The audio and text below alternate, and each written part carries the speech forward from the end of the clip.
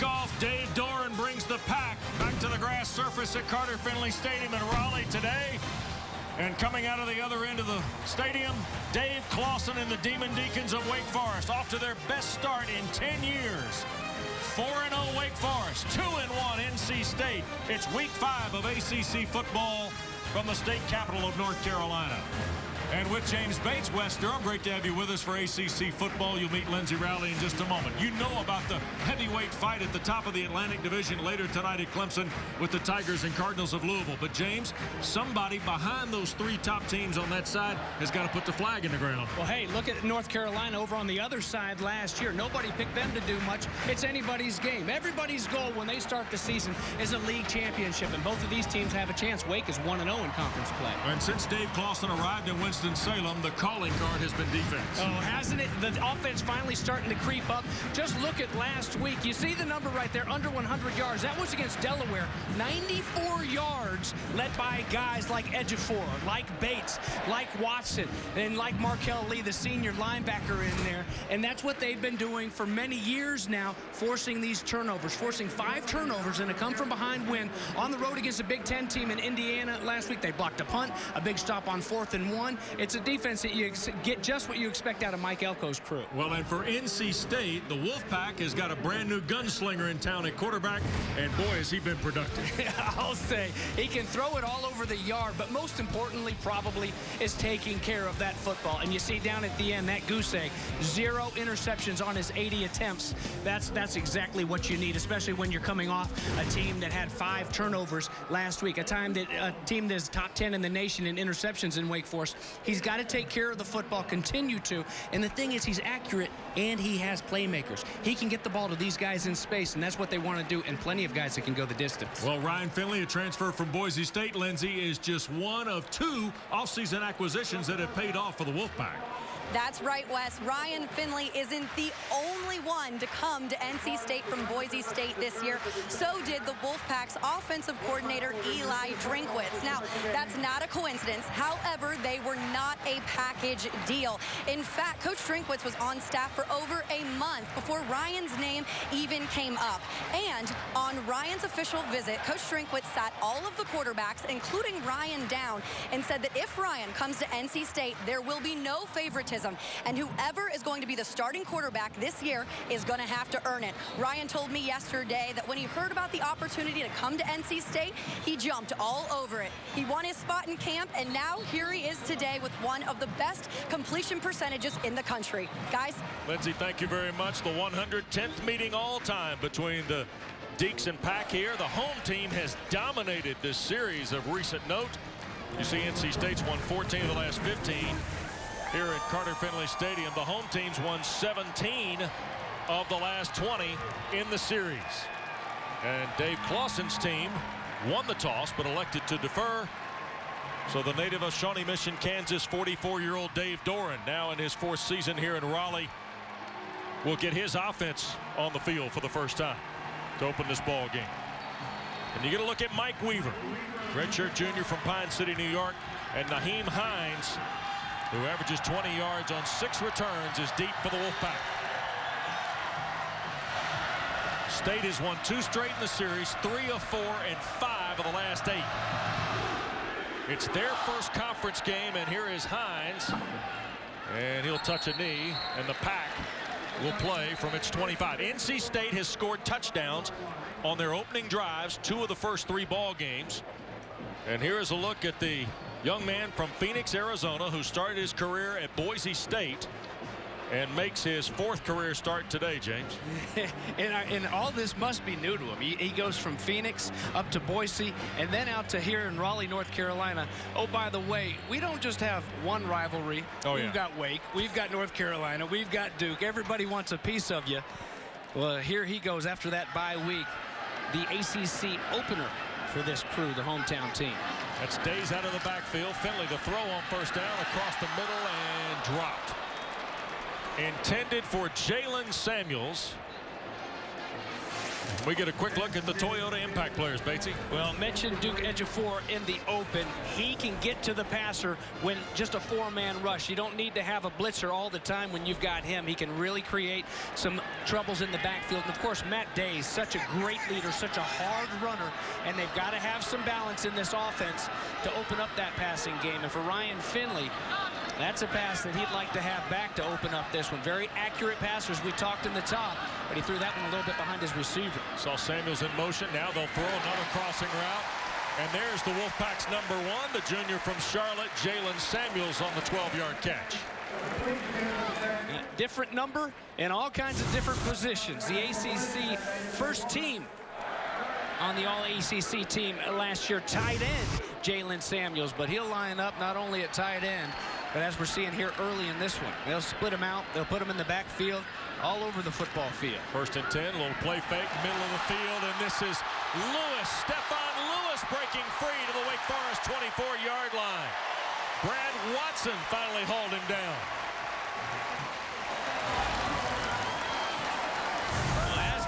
Yesterday, we were going to see a lot of Lewis, a lot of Harmon, and that's just an easy pitch and catch and off to the races for Stephon Lewis, the sophomore from West Palm Beach, Florida. Get those backers out of there with a nice hard play fake, and it's an easy throwing window. 39-yard play from Finley to Lewis, and here's Day's first carry of the day. And the run game, it's hard to move the ball on the ground against the Deacons. They allow less than 89 yards a game. That's 3rd in the league and 12th nationally. Jabari Williams, one of the linebackers, junior from Deerfield Beach, made the play. There you see number 6, 6 foot 235. Yeah, good to see him back too. He had the ankle injury against Tulane. He's been hobbled a little bit. Looked pretty good there running down Days. It was a nice angle and a nice drop. Now 2nd in the full 10 for the Pack.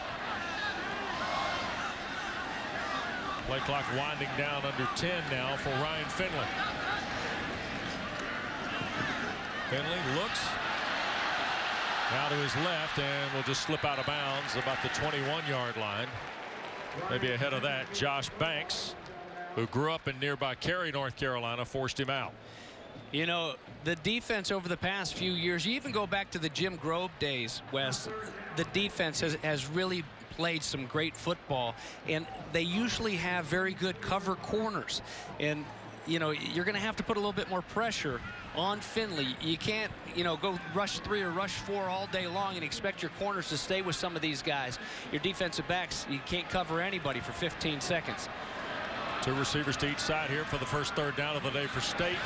And the catch is made. That is Samuels, and he will have the first down near the 10-yard line. Jesse Bates, the 3rd, the redshirt freshman who had 2 picks last week against IU, made the play. Yeah, and the homecoming. He's a punt returner as well as Bates, and does a good job of keeping him in front, does a good job of knowing where the sticks are, but it's just Samuels just powering and getting past the marker. And there's a look at Eli Drinkwitz. Pretty good play calling here to open up this ball game. What do you say, Wes? Finley 3 of his first 4 for 63 yards. You're right.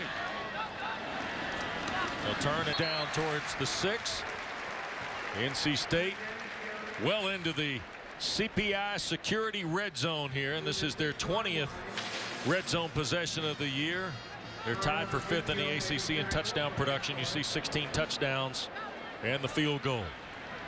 Wake Forest, by the way, the number 2 red zone defense in the ACC. Last year, this offense in the red zone was 10th at over 72%. Snap to Finley. Little mesh. Here's Matt Days and the touchdown for State.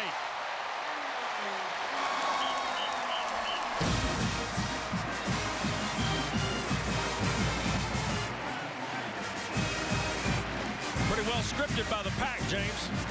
Absolutely. Through the air, on the ground as well. And here you're going to see Days.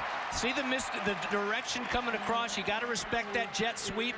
A little bit late to get there is the linebacker, Thomas Brown. And Days showing you when he gets a little bit of room, he can put his foot in the ground and head north and south in a hurry. And the Pack striking first. 8 plays, 75 yards in just less than 3.5 minutes. And Kyle Bambard, the sophomore from Michigan, who has hit all but one extra point. A.J. Cole will hold. And the try away, and it is good. Well, underway in Raleigh. In his first conference game, Ryan Finley able to dial Stephon Lewis, Jalen Samuels, and then they cashed in on the touchdown run by Matt Days.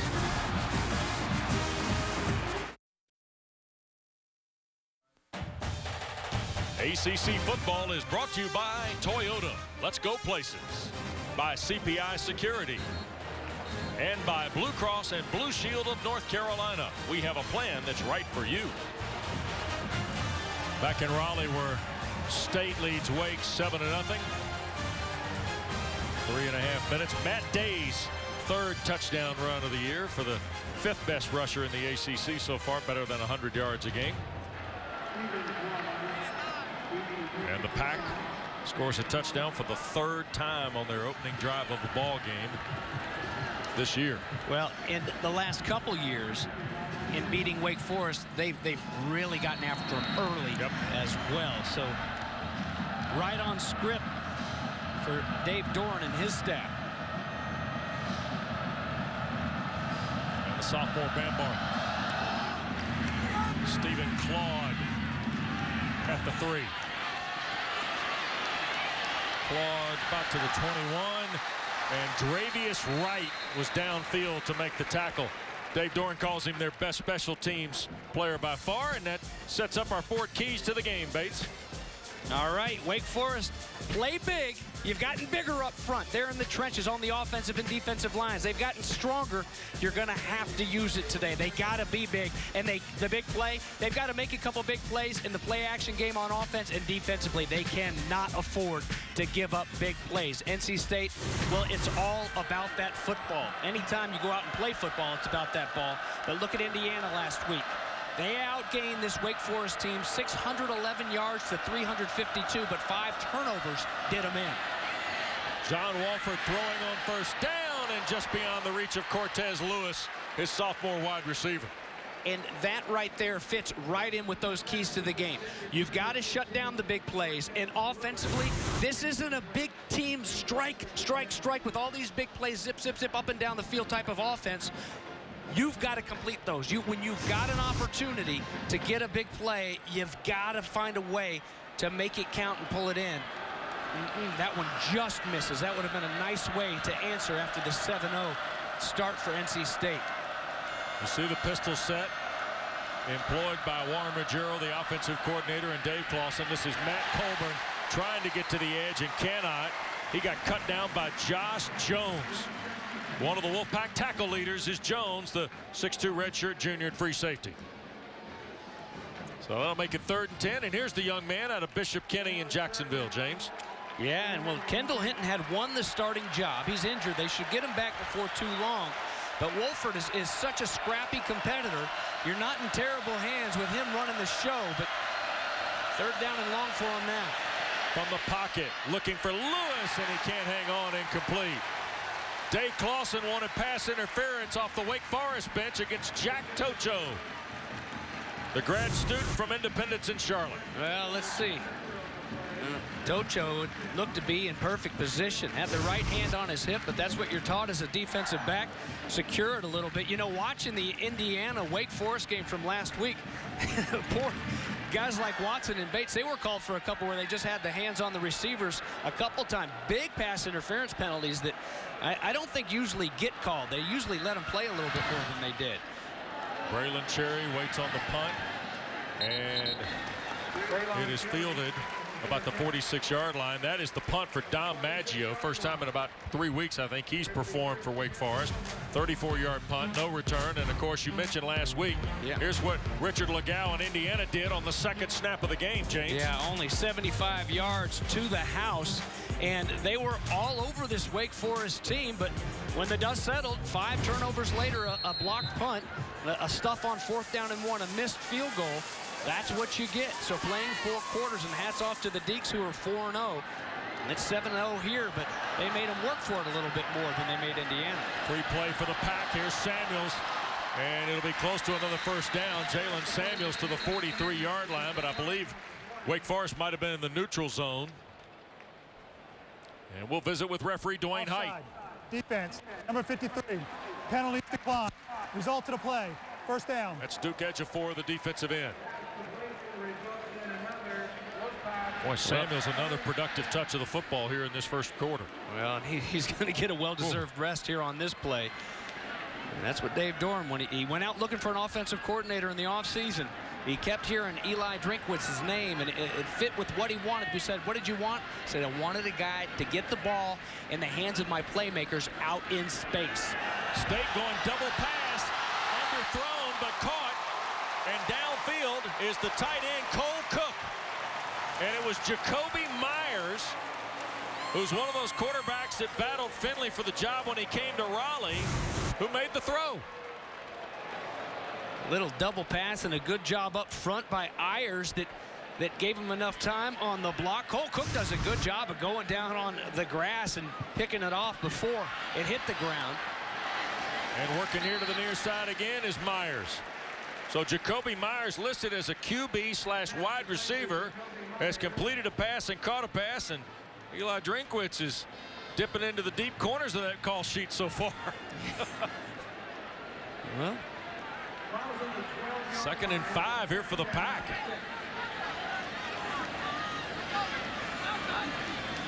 And here's Matt Days shooting through the right side. It'll be 1st and goal, NC State at the 4. Yarberry, the sophomore redshirt, made the stop. well, we talked about playing big and being big. And up front, look at the trenches. Look at these guys in red shirts winning the one-on-one battles up front. And then you've got the hard-charging Days behind them. Ejiofor set the edge that time for Wake Forest and slows down Days. It'll be 2nd and goal. Boy, NC State has given a defense. Mike Elko's got to be thinking, holy smoke, all the formations, James, all the sets, all the personnel groupings here early. Well, and you've got a very experienced defense, so they should be ready for most of it. But, you know, when you just get the ball rolling, you're out physicaling. Jalen McClendon in the Wildcat. Big 6'5", 212-pound redshirt sophomore from West Mac in Charlotte. And McClendon's hit right on the number. It'll be 3rd and goal, but this is the plan, so to speak, from time to time. And you see McClendon come to the sideline. Finley comes back for 3rd and goal. McClendon has got, James, a bunch of touchdowns kind of in that Wildcat set. Yeah, and on not a lot of plays. Yep. The NC State fans are probably like, what's wrong with him? He didn't score. 3rd and goal. Big stand for both schools. Finley under duress. Days cannot hang on to it. Wake Forest brought Jabari Williams firing off the strong side. Boy, and he got quick to Finley. Yeah, he did. Big 3rd down blitz team. You're going to see him right off the edge here, and he does a good job of not going up high and drawing a penalty flag. A nice job by Finley just to get rid of the football, but he was rushed too much by the junior from Deerfield Beach. And here's Bambard to try a 20-yard field goal. Just his 2nd field goal attempt. And it is good. So State's got 10 points on 2 drives. Pack won't be happy they didn't cash that one in. 20-yard field goal, 10-0 in favor of State.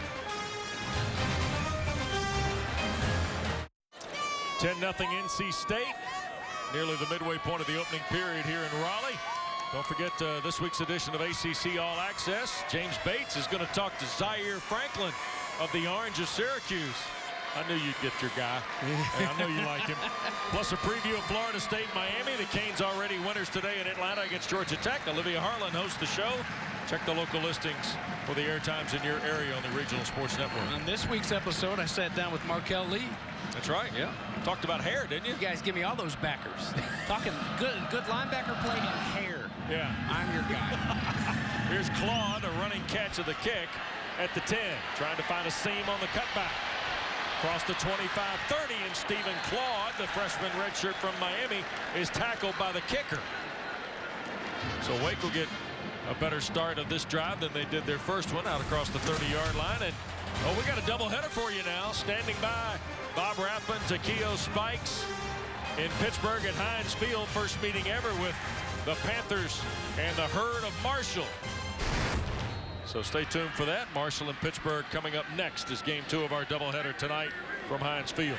Well, I bet you Takeo made a lot of big plays there in Pittsburgh over the years, his NFL career. Yep. Be fun to watch him up there. Deeks start from their 33 with John Walford and Matt Colburn in the backfield. Nice cushion there on this kick return to give him a little bit of padding. And this is Colburn. He got hit right on the numbers by Josh Jones.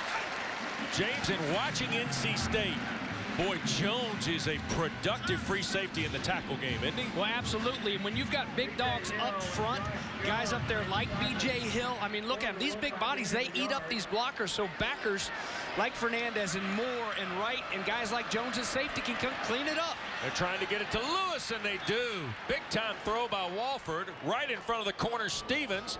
Cortez Lewis's first catch at the 46. I'll say big time. They tried to go to Lewis opening play, and they had him. Here he throws back shoulder, and it's good coverage, but it's one of those tough to cover back shoulder throws. Now they get it out to Chuck Wade, who had a big touchdown catch last week at Indiana. But only a couple of yards there. Sean Boone, the strong safety, number 24 for the Pack, and there is Dravius Wright. Both Wright and Boone in there to collect the stop. Wright's fun to watch. Good job there by Roseborough. The backup defensive end. Usually he's playing the end spot and the tackle here today. And turning and burning, and that was a big first down for Wake Forest. They've got to let that defense catch their breath a little bit. Walford. Now to his right and trying to get it to Lewis around midfield, and it is caught. It'll be third down after Tocho made the stop. How about some Toyota Impact players on this side of the ball?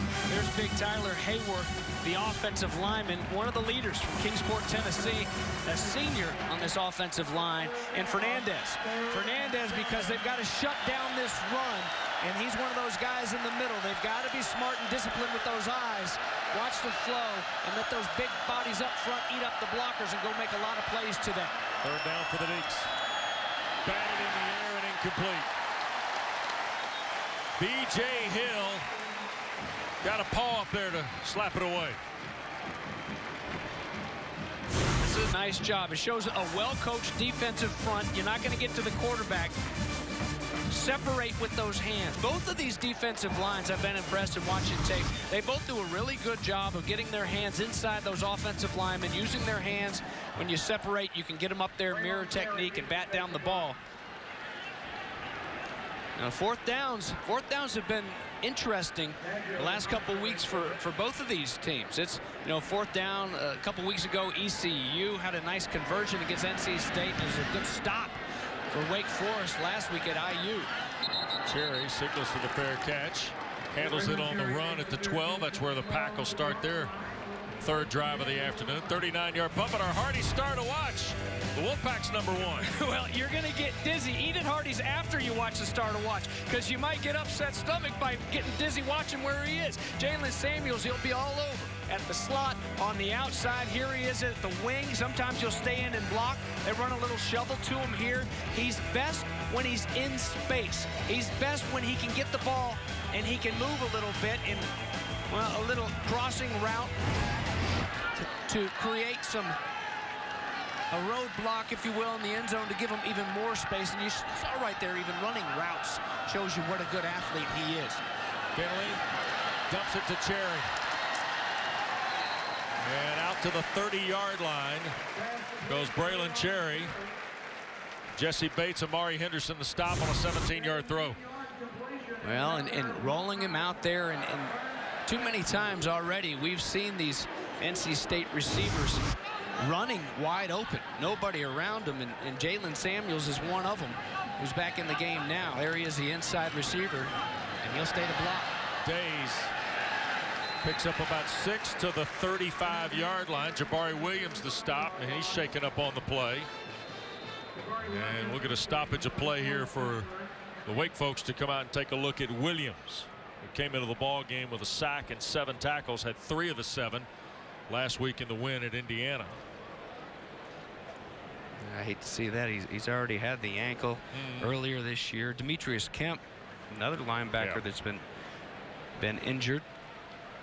Williams, 2 tackles today, so they'll tend to him. And when we're talking about Jalen Samuels, all ACC first team a year ago as a tight end. And Joe Giglio of the News and Observer keeps what he calls the J-Sam pitch count chart, James.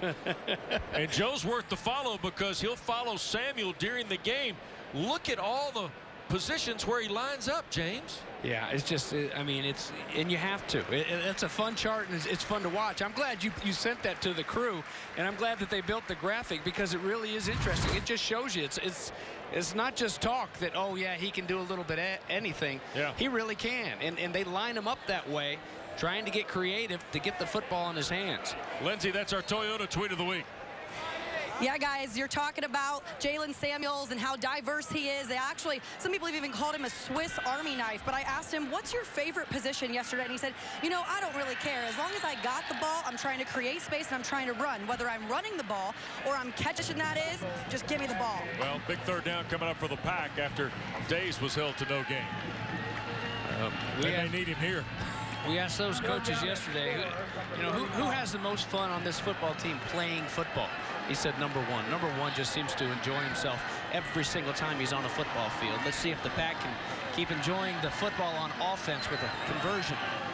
And Finley, what a catch! Lewis breaking away. Stephon Lewis knocked out of bounds near the 25 by Watson.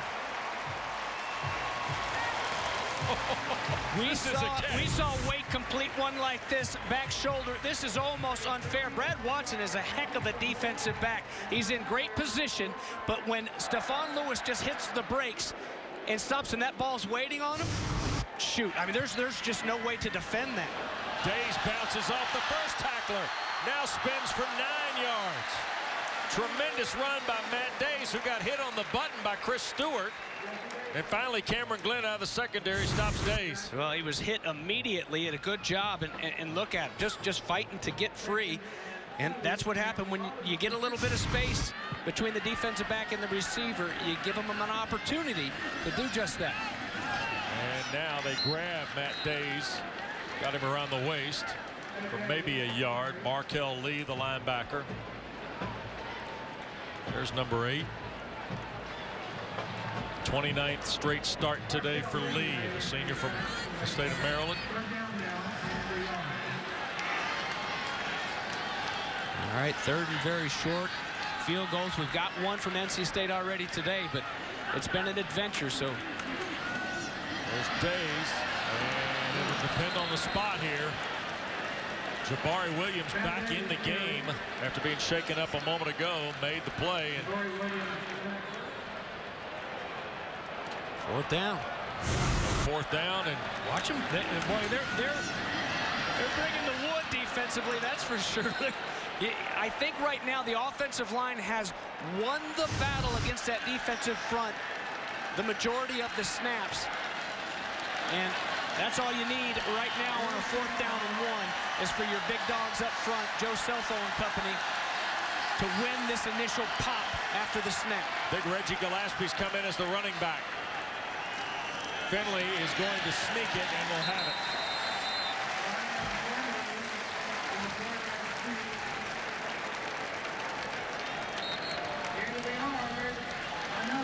So State gets the first down for Dave Doran. Goes on that right side, and Dave Doran told us yesterday, he said the right side of our offensive line has played a lot better so far this year than the left, so it shouldn't surprise anyone that that's right where they went, behind Selfo, the big center, Tony Adams, Will Richardson over on that right side. Fresh set of downs. 24th play already of this first half for NC State. Finley shoots it far side and dropped.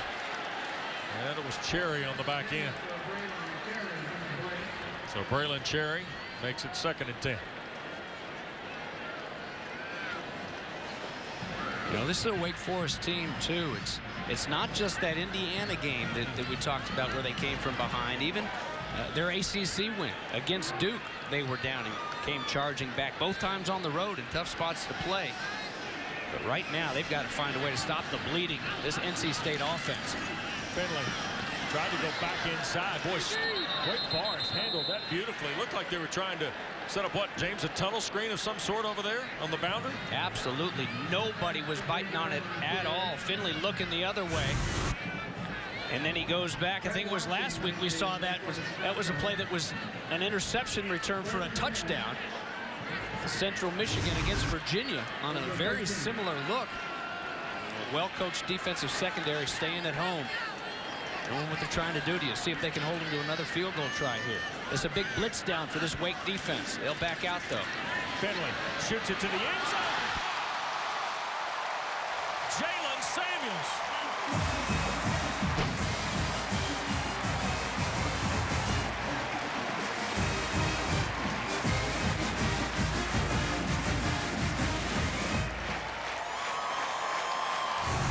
Man coverage here, you're going to see Jesse Bates, the ACC Defensive Back of the Week. And, you know, Jalen Samuels is a crafty receiver. He's a strong, he's a big, wide body. And, again, the timing. How many times have we seen Finley with the timing there on the money? State has now got 17 points in their first 3 possessions. Finley dials Samuels. 4th touchdown catch of the year for the Wolfpack's do-it-all utility guy. EC Conference, Geico, New York Life, and Bojangles. Oh, some of the great stars, Roman Gabriel. They're the Bucky twins. Big Dennis Bird. And then how about Eric Kramer to Danny Peoples to beat South Carolina. This is the 50th anniversary of Carter-Finley Stadium. And that's one of the great moments.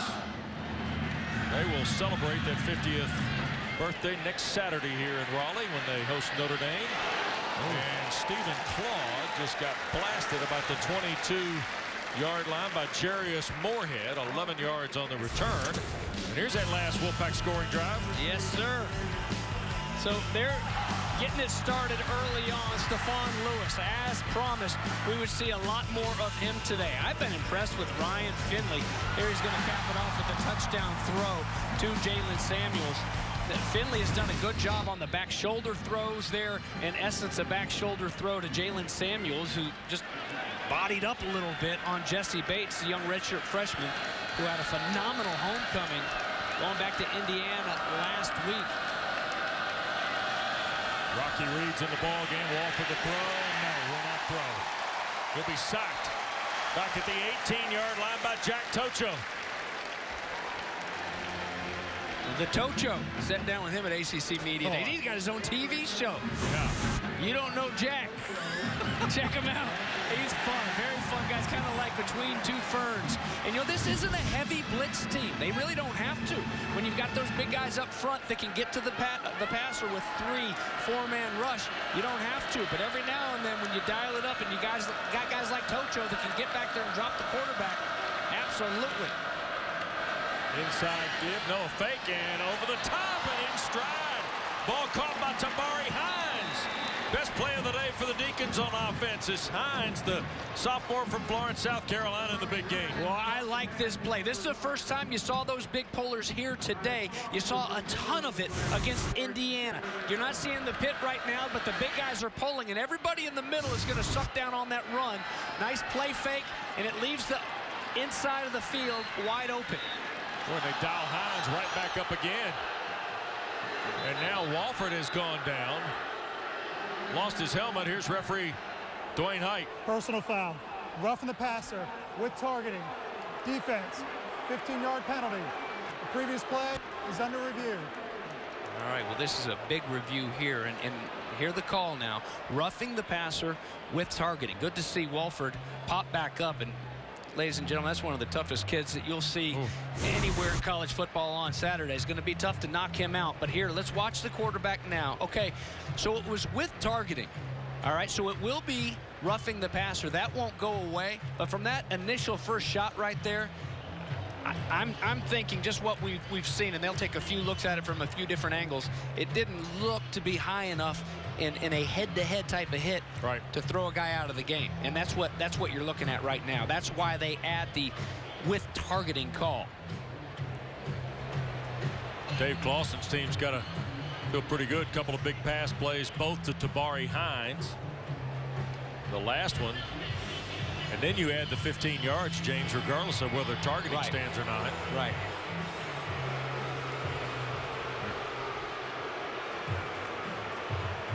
So they review that. Another look here.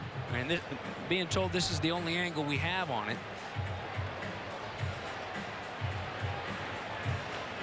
Yeah, is that Roseboro? It's hard to tell. I wasn't looking at the number. I was just looking at the crown of his helmet. I was looking, you know, there. It didn't just seem to be a true crown of the helmet. Looked like he butted him in the chest with his face mask. There wasn't a leap in it, and I don't think that Wolford had his head hit regardless. Right. You know, they've really done a good job of calling these this year, and the kids are really learning. It really blows me away, because at first I was like, oh, they can't do that. It's too quick. Boom, boom, split second. How in the world are they going to do that? Because all I ever knew growing up, you know, dad is a defensive football coach. Lead with your head. Lead with your head. But I've really been impressed the way the coaches are doing it. There is no targeting on the play. However, the personal foul, roughing the passer, will be enforced, 15 yards. The game clock will start on the ready. That's good. I think it was Roseboro, the hustler. Well, and you've got a deep defensive line, but you can't afford to lose a guy like the sophomore. So he will remain in. Remember, had the targeting stood, he would have been done for the rest of this football game. But that's not the case, but still 15 yards and helping out a team that has really struggled to get first downs in this football game. And now Wake Forest with a little bit of a chance right outside the red zone of getting their first points. Fourth first down of the day for Wake Forest. Lindsay? Wes, I'm down here, and obviously the coaching staff for NC State disagrees with that call. Coach Doran talking to the referees, but also right afterwards walking out to his scene saying, forget it, move on, it's in the past, let's move forward.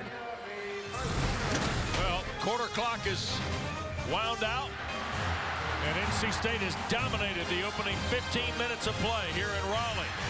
The Pack leads 17-0.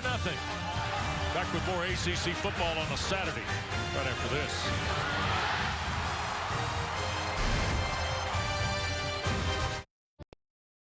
Well, our Blue Cross and Blue Shield of North Carolina game summary shows you what the first 15 minutes looks like, and it's been all state, but we go to the second quarter here, and Wake Forest is operating at the Wolfpack 20. That's Hines on the orbit. And this is Reed, redshirt freshman from Concord High School down near Charlotte. Just a yard or two. Second different Wake running back we've seen. And remember, they're without Cade Carney, the outstanding freshman who had 3 touchdowns in the win at Duke. Wolford. This is Hines. 2 big catches on the drive, and can't do much with the third because Sean Boone led the red helmets across the field. Wes, watch these guys converge on this ball carrier. Just watch the guys in the red hats. Stop it right there if you can, guys. Boom, stop it for me, please. You see the vice angles that they've got him in? That's pretty. That's pretty defense. Boom. You got him stuffed in. A good job on the outside by Tocho to just hold up that blocker and to hold his water on the outside. Keep him inside where your buddies are coming from, forcing a big third down and long. State's one short to the top of the screen defensively. You see they got 3 guys out there. Now the Pack's resetting and confusing Wofford. He'll take the snap on third down, looking for the end zone, and overthrows the intended receiver, Scotty Washington. Tocho and Josh Jones were there, James, for the Pack. Well, double coverage, and up top is where they had all the confusion, but Wofford looked like he was going just down here to the right the entire time. NC State brings just 4. And there in the middle, they held them up, but on the edges, they're starting to get a little bit of pressure here with this defensive line. 35-yard try from Mike Weaver, who on the year's 4 of 5, longest last week of 46 at Indiana. To get the Deacons on the board, and it is good. So a 35-yard field goal by Weaver. First points of quarter 2. And Wake Forest has cut it to a 2-touchdown deficit with 1:15 gone in the second period. Back to Raleigh in a moment.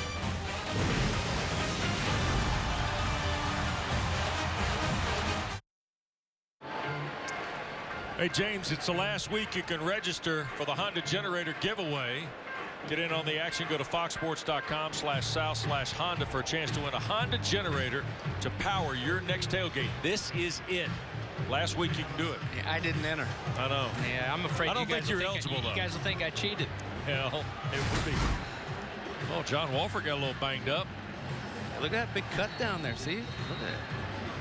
You know what? As a football player, even as a quarterback, that thing won't heal until springtime. Yeah. Every time you put on that helmet, that chin strap will open it back up. Ferdy Pacheco down there, the fight doctor, fixing him up. He's 6 of 10, 64 yards. Wake got a Weaver field goal to get on the board for the first time, and the kick is over the head of Cherry. So the Pack will line up and go from their 25. ACC stories.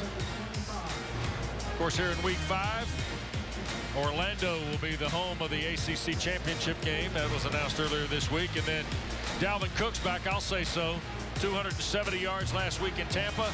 He'll go today against Carolina. And then, of course, the headliners tonight, Cards and Tigers at Frank Howard Field. Might be a few folks there. Man, there might be. I can't wait to watch that. What's going to happen in that one, Wes? Huh? There's going to be some players. I'll tell you that. Players on both sides, and we get a procedure penalty, I believe, here. False start. Offense, number 53, 5-yard penalty. First down. Tyler Jones making his 10th career start at left tackle. Redshirt sophomore for the Wolfpack. There's big Tyler. James, I think tonight, you know, we talk about quarterbacks all the time in that Clemson-Louisville game. You don't undersell those defensive units. Both of them have played really good. Yeah, and you know, also don't undersell beating Florida State like Louisville did. Yeah. As much as you want to say, hey, this Clemson, they've been in this big game a few times the last few years playing at home. Here's Gillespie. Reggie Gillespie, 5'11", 2 1/4 from Southern Guilford High School. Turn the corner. Lamar Jackson clearly is everybody's front runner after a month of the season for the Heisman. Dalvin Cook, we told you, the nearly 270 last week. And then Deshaun Watson had a big night in Atlanta 9 days ago in the win against Georgia Tech. Yeah, a lot of the talk coming out of Clemson, everybody's sick of everybody talking about Lamar Jackson, how good he is, but what are you going to do about it? Yep. I mean, he's outstanding sophomore quarterback. Finley, Ejiofor almost got there, got a help me block. Here's Finley. He'll get the first down and out of bounds up near the 38-yard line. Cook and Ayers, the two tight ends, James, in the set, kind of helped him get down the field for a 10-yard play. Yeah, absolutely. Finley helping himself. Good. And this is why, you know, not going to force anything in here. Feels the pressure. Now I'm going to tuck it and go. You know, obviously he's not Lamar Jackson.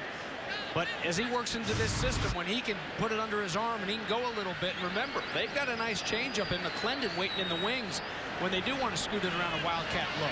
Gillespie gets 3, maybe 4. Grant Dawson, redshirt junior at linebacker, the stop.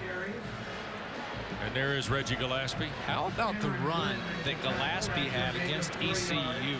Just when they needed a spark early in that game. That guy, you know, and when you're in the same meeting room every single day, you're working out in the offseason next to Matt Days, the residual effect is going to be there. He's such a strong, great leader. This is Days trying to get to the edge. Cuts it back. Fights across the 45, and it'll be just short of the first down.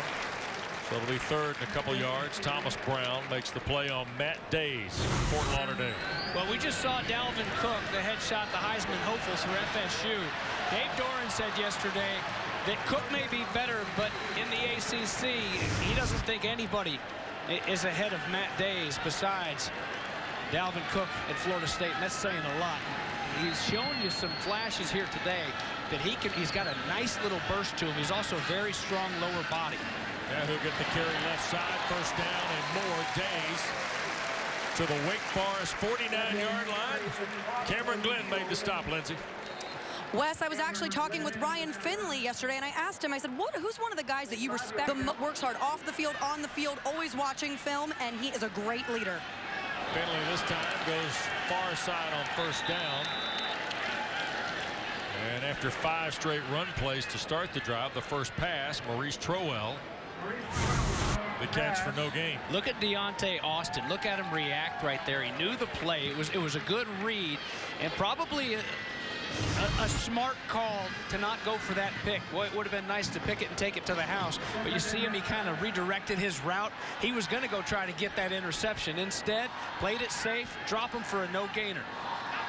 Looks like Mike Elko's defense made a couple of adjustments. Now they flip it out here in space. And that is Trowell again. Redshirt sophomore from Durham who had 12 catches a season ago. Had a couple catches here 2 weeks ago in their win against Old Dominion. He's got 2 in a row now. When you've got so many guys that can catch the football for you and on the outside, and you just want to get a piece of the action, you've got to block like his teammates were blocking for him right there. And guess who? Way down the field throwing a block, Matt Days, the senior. Finley going to air it out. Caught. Harmon. Touchdown.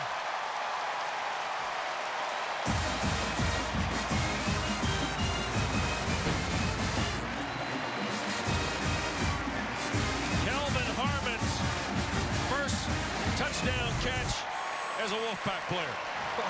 And what a nice throw. Man, that's a pretty throw. A nice little stick by Harmon. And just a freshman from New Jersey.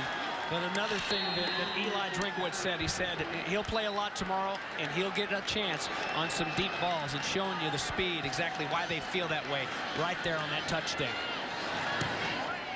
The point after is no good.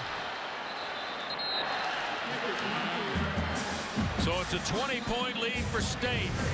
Ryan Finley has thrown for 2 scores. The latest, Kelvin Harmon.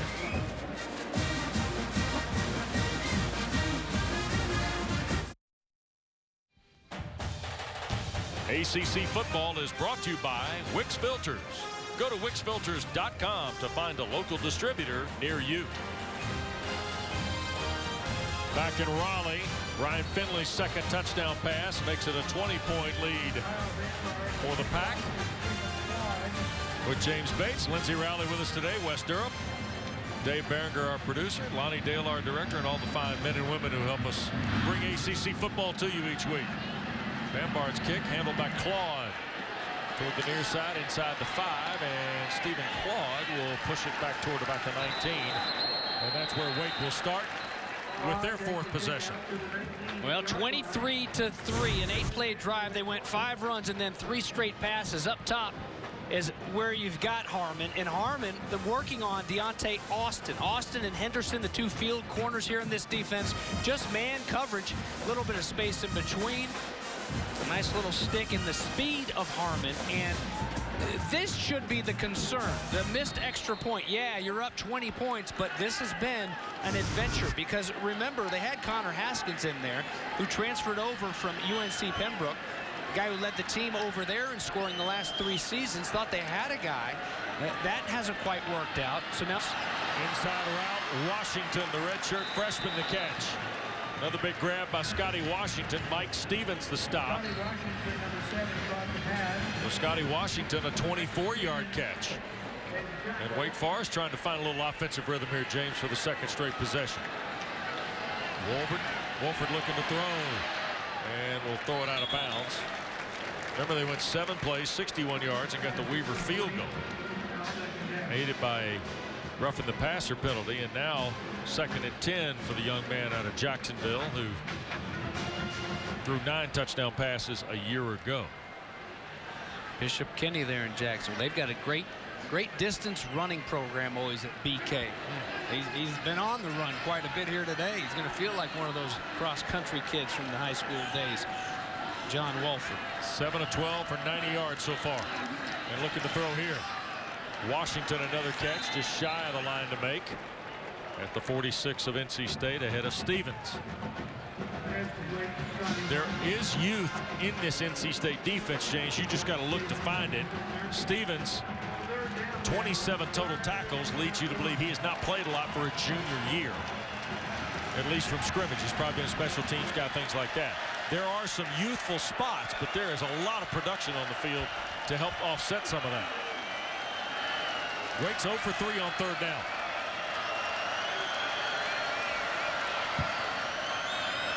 Colburn trying to get to the outside, has the first down. And pulled out of bounds at the 39. And a flag down around the line of scrimmage as Josh Jones got to Colburn. Well, it looked like they were going to drop him. Personal foul. Face mask.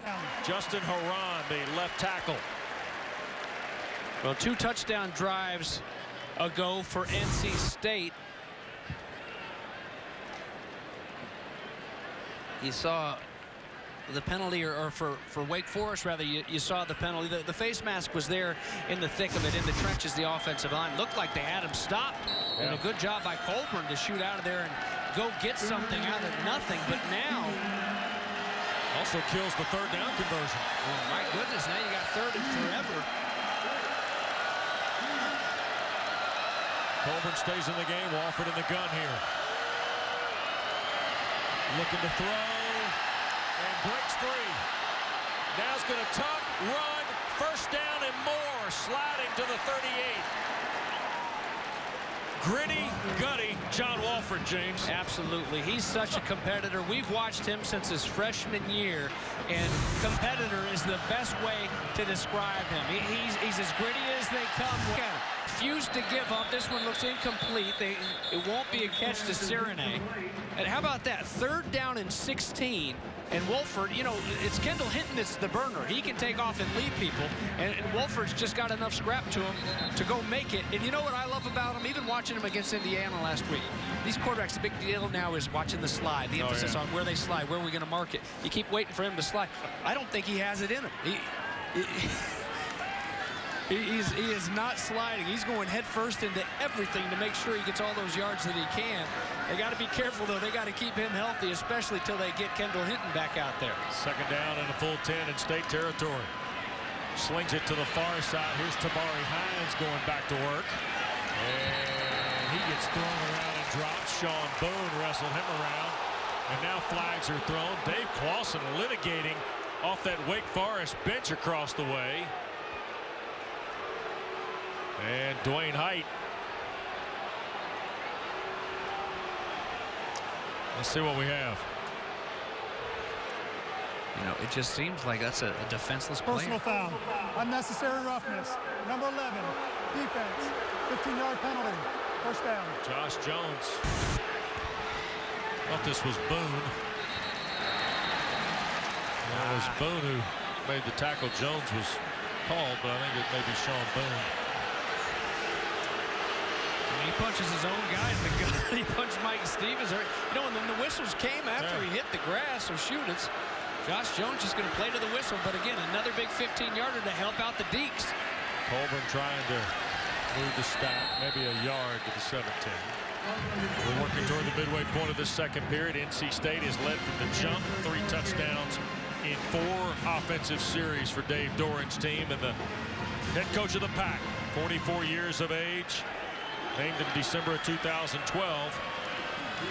Trying to get State their ACC win in their debut. And here's a play. And a quick whistle as Hines made the catch. And then Jack Tocho had him wrapped up. Now that whistle from Dwayne Height's crew was a little quicker than the first one, James. Well, here's the ruling now. Watch these guys running off the field. And the wording is, if they are 1 step away when that ball is snapped, they're going to give it to them. They're going to give them the benefit of the doubt. But they weren't anywhere close. So NC State easily could have had a penalty flag thrown against them. They had 2 guys that were quite a few steps from that sidelines. Did they call it? They just did. Penalty. 2nd down. So too many men on the field, and that's a good call. That's the right call. And Dave Clausen's down here litigating to remember Dwayne Height's crew again. And now Dave Doran wants to chat here. You know, it got to a point to where, remember when Nick Saban came out and said, you know, it's dangerous for these kids. We can't get them rotated in, substituted in on defense. So many bodies with the tempo and the pace that they're going. They've done a good job of letting them rotate and substitute players a little bit better. But they're not anywhere close there on that one, and that's where the flag came from. But I never saw a flag. They just ended up calling it a penalty. This play is under review. So now they're going to review it. The center judge, Sean Garrity, this is Dwayne Height, the referee. The center judge is parallel to the referee in the backfield.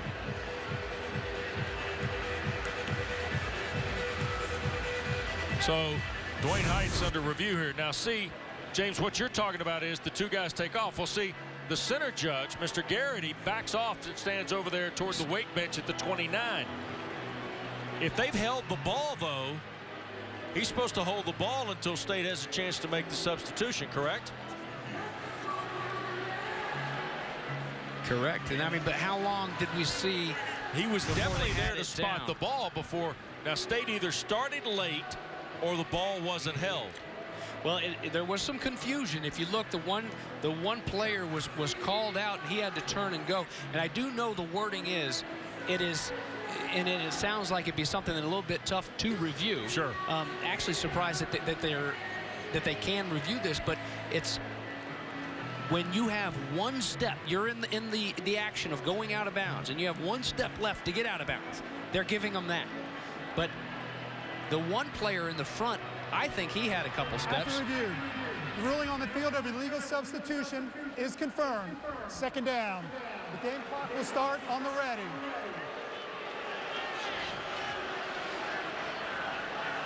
We'll do a little deeper dive on that one when we have a chance, but there's a process by which all that occurs, and I don't think those two guys would start off the field if the center judge stepped away from the ball.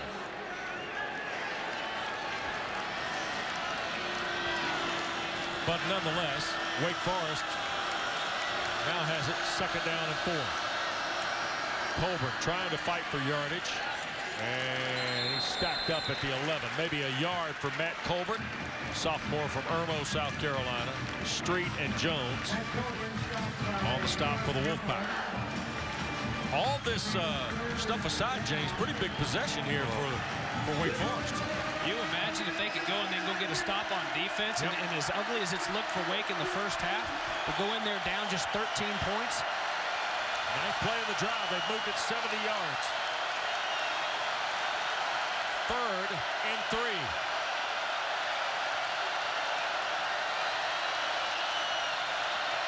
Walford to throw. Across the middle and incomplete for Hines. Boy, he got hit as he let it go. Jarius Moorhead was in coverage of Tamari Hines. Boy, John Wolford, over the years, and you're going to see it again here, he has taken so many shots. Just a young offensive line.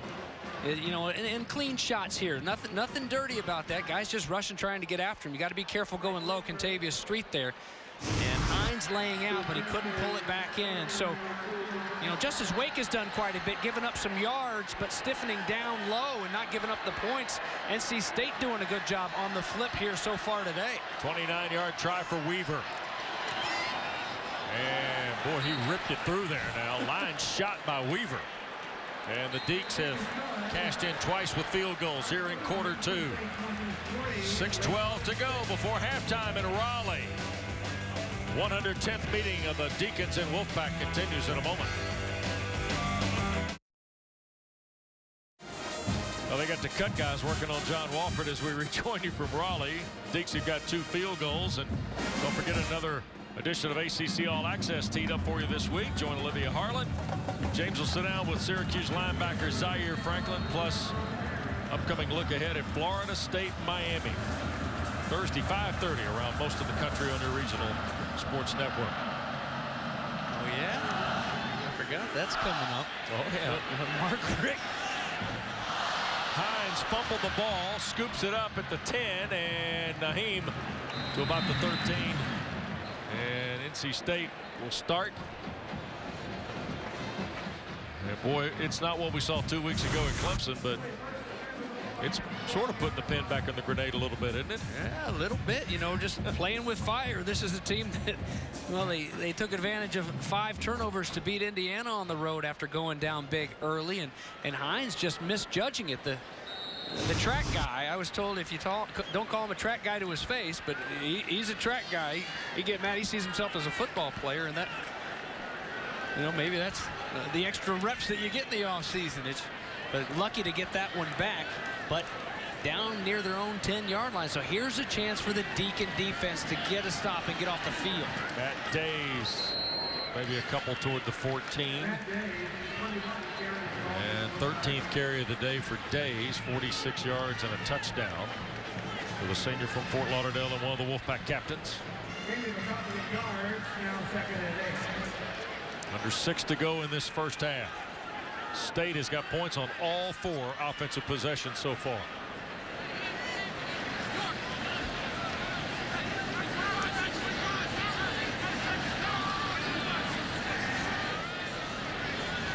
In the gun, Finley. He'll keep it on the read. Now wait a second. Not known for doing a lot of things with his feet. Finley's been productive running it today. And showing you that he's doing that above the shoulder pads right there. He checked into that, liked what he saw, and there's your read, and he sees the defensive end, Paris Black, crashing down, and knew he'd have some space. So it brings up a 3rd down and 1. 21 yards on 4 carries for 6'4" Ryan Finley. You see Samuels in motion. 3rd and short for the Pack. And offline, the ball might have gotten deflected on the way. Calhoun and Stewart were 2 guys that might have gotten a hand up in the pass lane and forced the incompletion. Wow, big stop from Mike Elko's defense. Boy, did they ever need that. Held to 2 field goals after they got a little bit of life on offense, and now you've got a dangerous return man in Jesse Bates, who should set him up okay with plenty of time. Under 5 minutes to go to move it back down there and hit that double-digit mark, perhaps. See the sophomore A.J. Cole, the Wolfpack punter, gets it away. Bates will signal for the fair catch. 35-yard line. That's where Wake Forest will start. 4:41 to play in this first half. Oh, look at it, Bates. I knew you'd be amped up on a guy named Bates today, especially a playmaker. Back to Raleigh after this.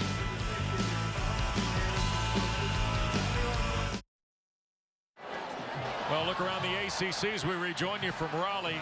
Deshaun Kaiser threw for Virginia win in Durham.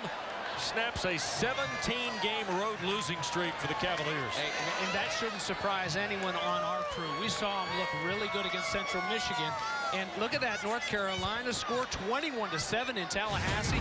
One other score of note, Jim Grobe's team kicked the game-winning field goal to beat Iowa State. So Baylor looking good still for Grobe. Walford airing out Lewis, and a flag will be thrown, and this will be pass interference on Stevens of the Wolfpack.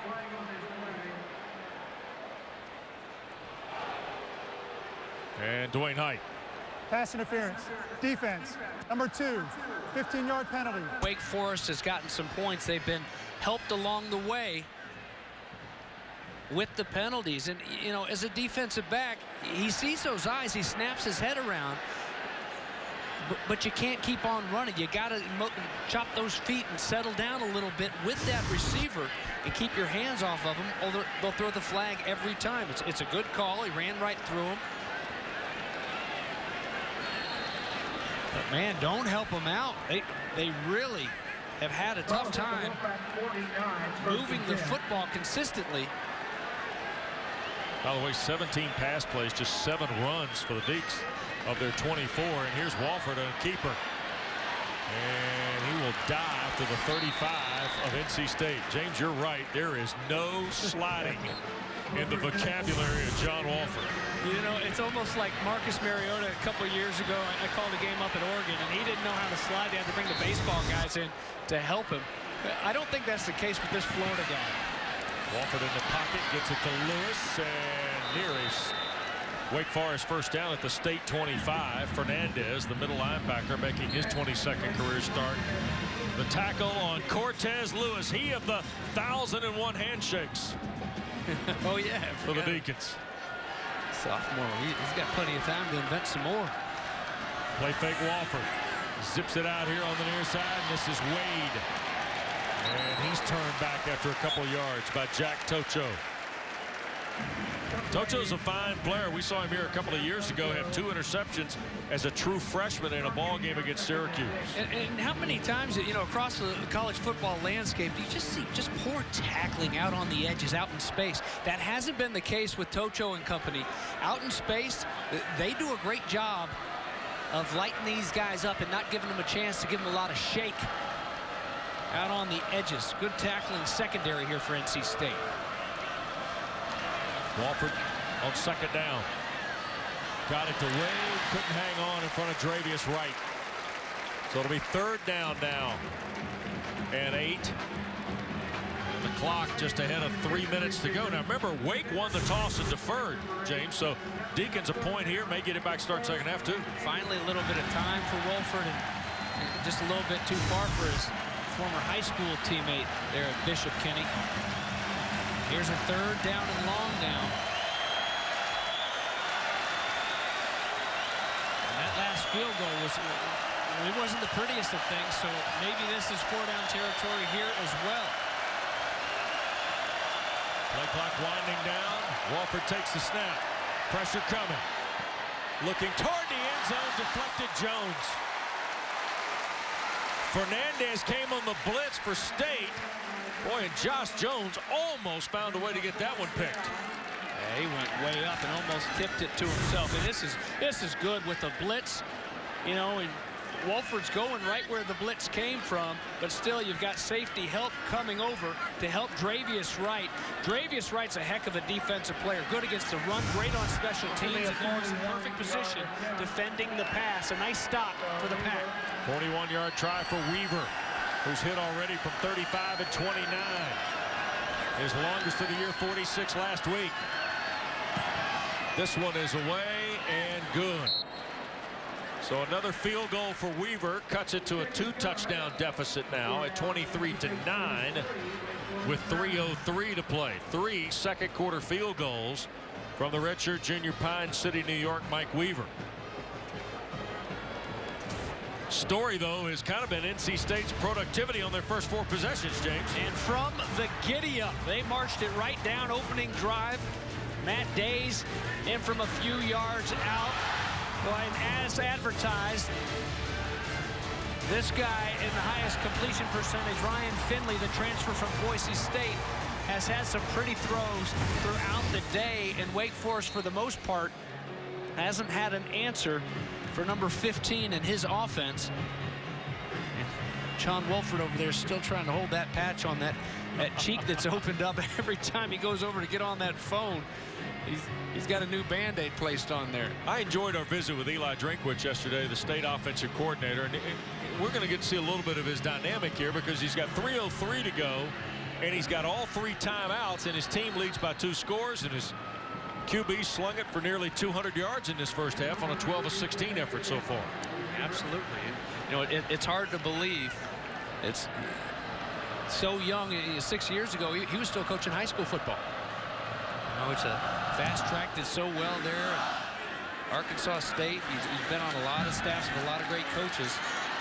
Here is Hines out to the 24. And that's where State will start. Wolfpack offense has been fun in this first half. Time for the Jimmy John's freaky fast play, James. For Stephon Lewis, where only he can catch it. And he takes it the rest of the way. And that is kind of freaky fast, Mr. Wolf. Oh, man.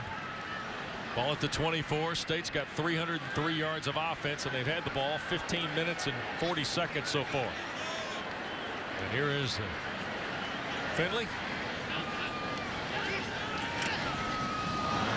Threw it behind Days. Got it out quick. Matt Days hadn't even turned his head when Ryan cut it loose. Just his 5th incompletion in 17 tries. There's a look at 33-year-old Eli Drinkwitz. Native of Arkansas. Worked for Gus Malzahn, Gene Chizik, Brian Harsin, What a pedigree the guy's got. His offense last year was top 15 total offense in the nation, averaged over 500 yards a game. His days and to the 29. About 3rd down and 6 for the Pack. Josh Banks playing back near his hometown makes the stop. There's number 40 from Carey. So, all right, 3 timeouts left for each of these teams and a lot of clock to play with. So look for NC State here. They get this 1st down to heat it up a little bit. And you see that 2-minute offense going to work. Pressure coming. Finley had to get rid of it because Ejiofor and Markel Lee were firing through there. And he threw it well behind his intended receiver, Harmon. Well, a couple missed throws here on this one. You got to be careful there, Markel Lee going up high. No flag, though. And so, how about this? Now it's Wake Forest, their turn with 2:20. Not much time eating off the clock at all. Well, and James, Mike Elko's kind of gotten a vibe here a little bit with the Wake defense, hasn't he? Nice punt again. Yeah, Cole hammers this one, and it will reach the end zone. And that punt is going to be 72 yards. And for Cole, that will equal his career best from a year ago against Boston College. So A.J. Cole hammers that one. Well, he's had 8 punts now all year, and not one has been returned. A fair catch earlier by Bates. That one. was that a golf swing? Yeah, or it a was. home run Yeah, swing? no, it was a golf swing. It was a good one too, although the hands were a little low, I thought. Left-handed? Well, he just kind of went through the motion. It's a right-handed swing, but it was a little. He's working on his handshakes now with. Yeah, okay. Apparently there's a little choreography involved. Yeah, that's more exciting than the Ryder Cup. We have to keep a camera on those guys. I don't know about that now, Bates. Pushing it a little. All right. Ball at the 20 here for Walford. 3 timeouts for Wake. And Colburn with a big 1st down play. 15, 21 yards for Matt Colburn. Explosion play before Jones and Boone the tackle.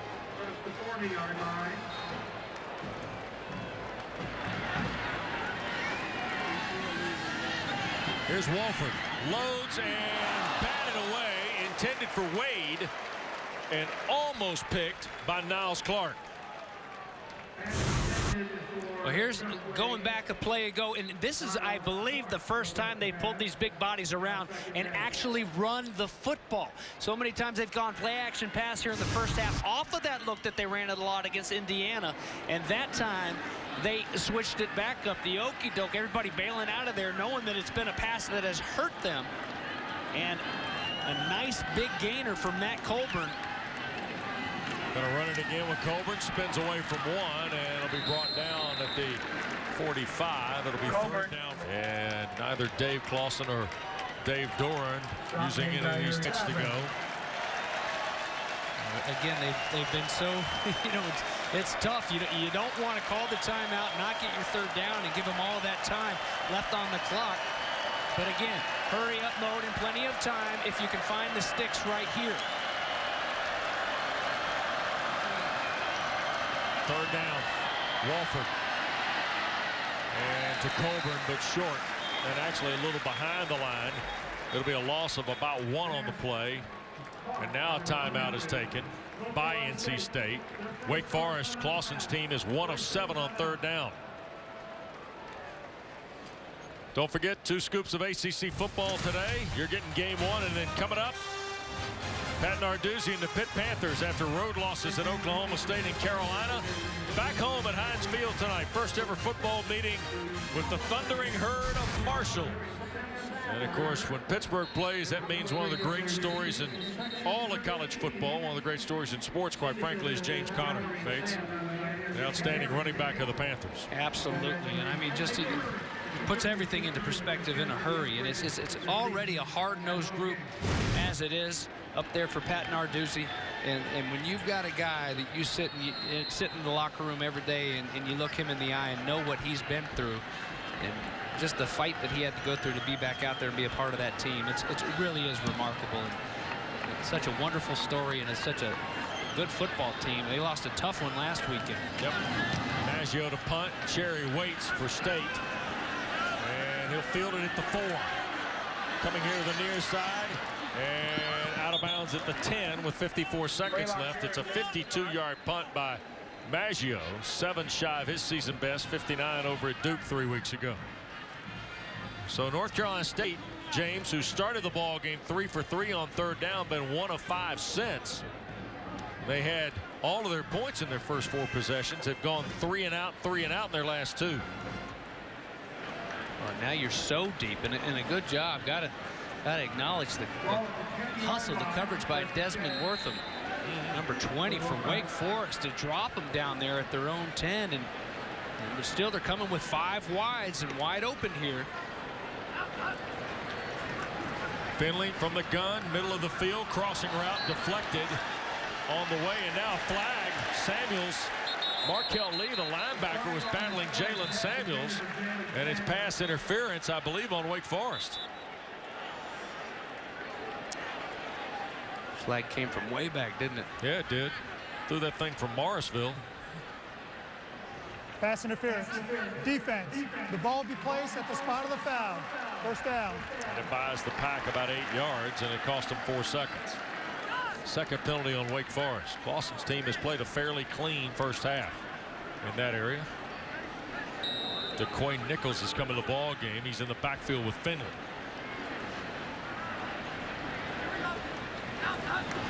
Deacons only going to rush 3 here. Finley's got time. Well, no, he doesn't. In fact, Ejiofor got around, and he squeezed around Will Richardson, the right tackle, for the sack of Finley.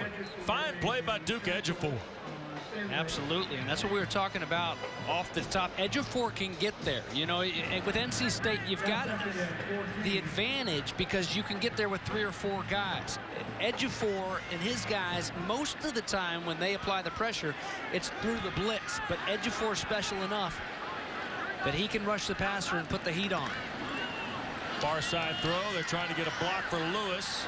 And he will work his way up to about the 19. Thomas Brown the stop, and that'll be the final play of the first half. Fast start for the Wolfpack has been good enough so far.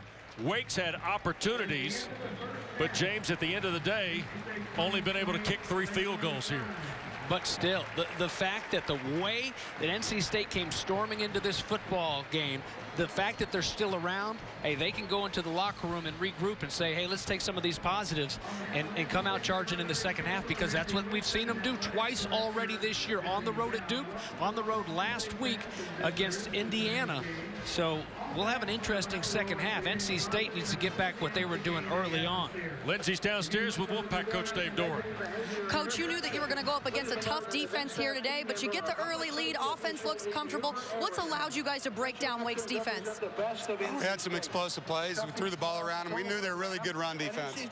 So we got to throw the football to be able to run it against a team like that. We did that in the first quarter, not so much in the second. So we got to come out with some good adjustments. Thanks so much, Coach. All right, thank you. Guys. Right. Thanks, Lindsey. Thanks to State coach Dave Doran. His team leads by 2 touchdowns. Hardy's halftime report from Raleigh is next. ACC football is brought to you by Hardee's, the official biscuit of today's game of ACC football.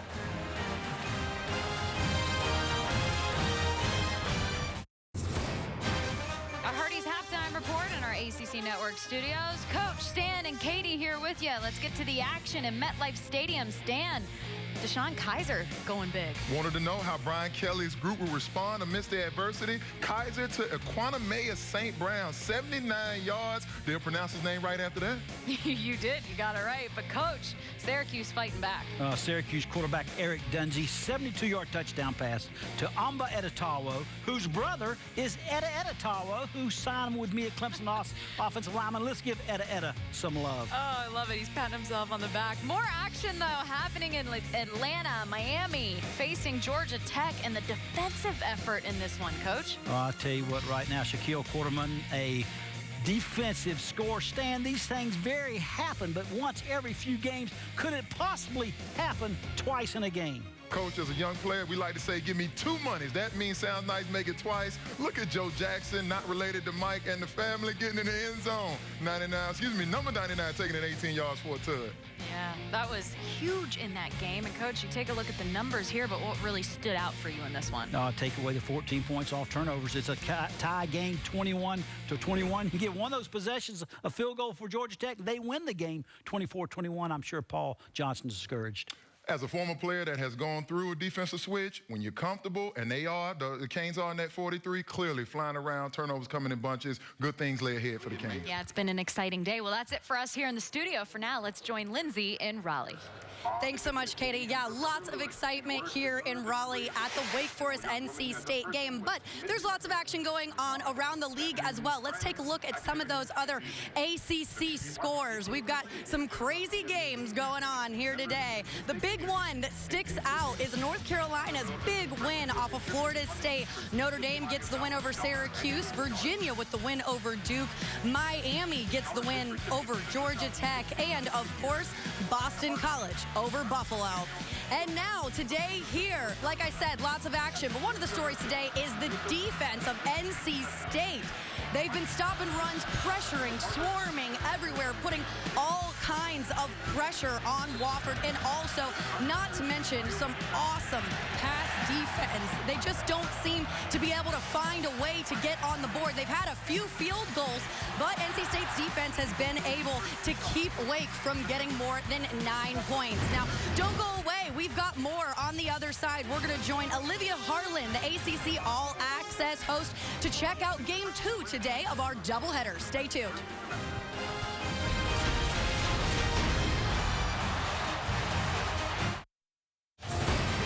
Welcome back to the Hardee's Halftime Report, where we are here in Raleigh, North Carolina. NC State leading Wake Forest 23-9, and so far it seems to be the Ryan Finley show for NC State, putting up all kinds of points. NC State's offense looking very comfortable, and Wake looking to make a game of it here in the second half.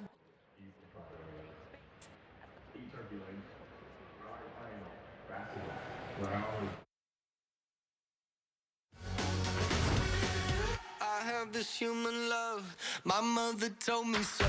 She said this world can bring you down, so don't be swinging low. 'Cause you and me and you got something magic.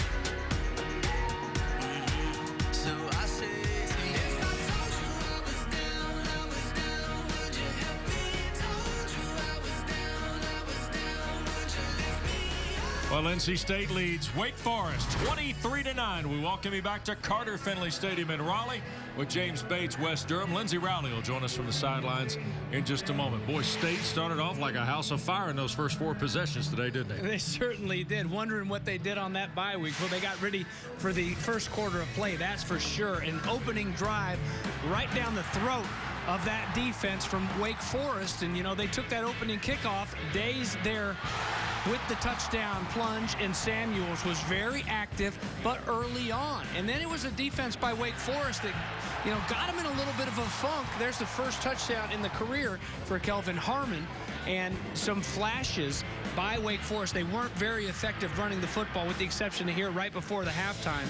Defensively, they finally stiffened and got off of the football field a couple times. 9 points to show for it, and what really felt like at times it would be about a 35-point spread at halftime. Hey, it's a 2-touchdown game, and this is still a football game. But one thing, as you look at these first half stats that Wake needs to clean up, is the big play. It was an issue last week. They got the turnovers to kind of make it not matter, but they gave up 4 plays over 20 yards in the first half. You got to make them earn their way and work down that field and cause those turnovers in the process. And the Deacons are going to have the ball when the second half begins in Raleigh. Big game in the Atlantic Division in Week 5 of the ACC. Second half is next.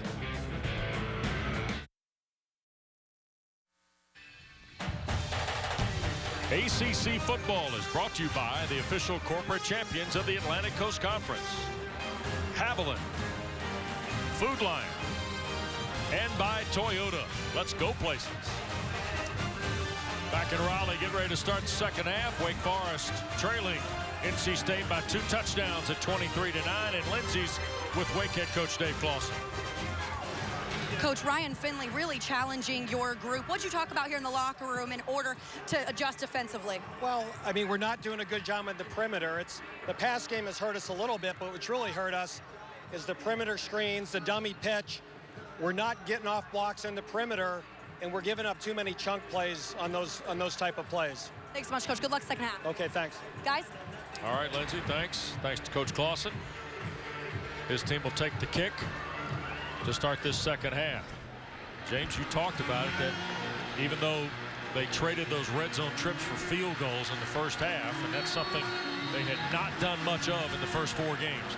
10 touchdowns and 13 red zone possessions. They went 0 for 3 on red zone trips in terms of touchdowns in this first half. And now all of a sudden, this possession here to start the second half looms very large for Wake Forest. Absolutely. How many times have we seen momentum and rhythm being so important? Wow. Well, that'll sure help the defensive cause of the Wolfpack. Claude fumbles it out of bounds off the Bambard kick.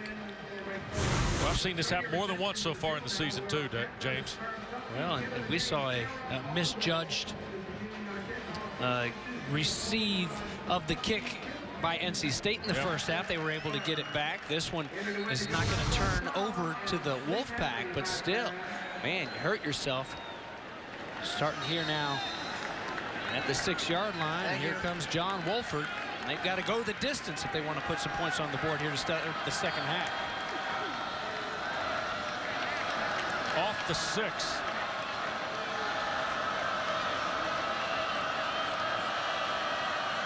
And they'll hand it to Matt Colburn, and wrapped up for maybe a yard.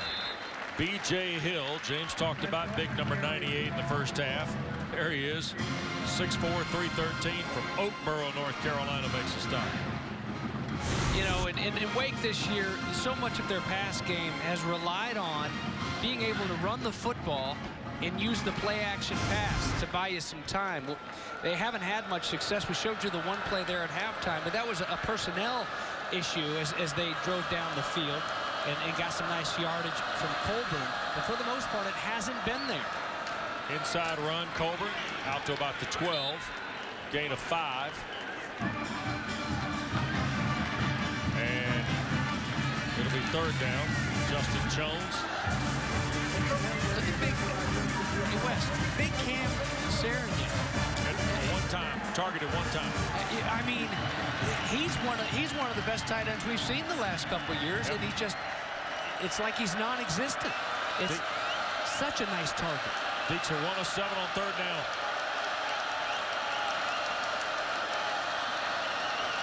Flag thrown. Wolford hit as he throws. There is Serenay following Bates's request. It'll be a first down if it stands. Josh Jones made the play. Flag in the end zone too. And you've got 2 guys that are slow to get up there Personal for foul. Wake Forest. Roughing the passer. Defense. Number 98. 15-yard penalty. First down.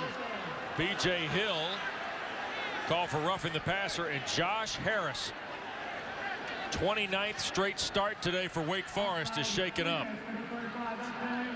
An offensive line that's come so far in the last couple of years, and here's a look at it. And right now it's not, but then if you're going to lay on them and put them down, that's where they're throwing the flag. He did a good job of holding up, but then it's just dropping his body on top of the quarterback. It's where they throw the flag. So they do go to Serenay, and you know, I mean, that's too good of a target not to take advantage of him and to have him as a big part of any game plan against any defense. Yep.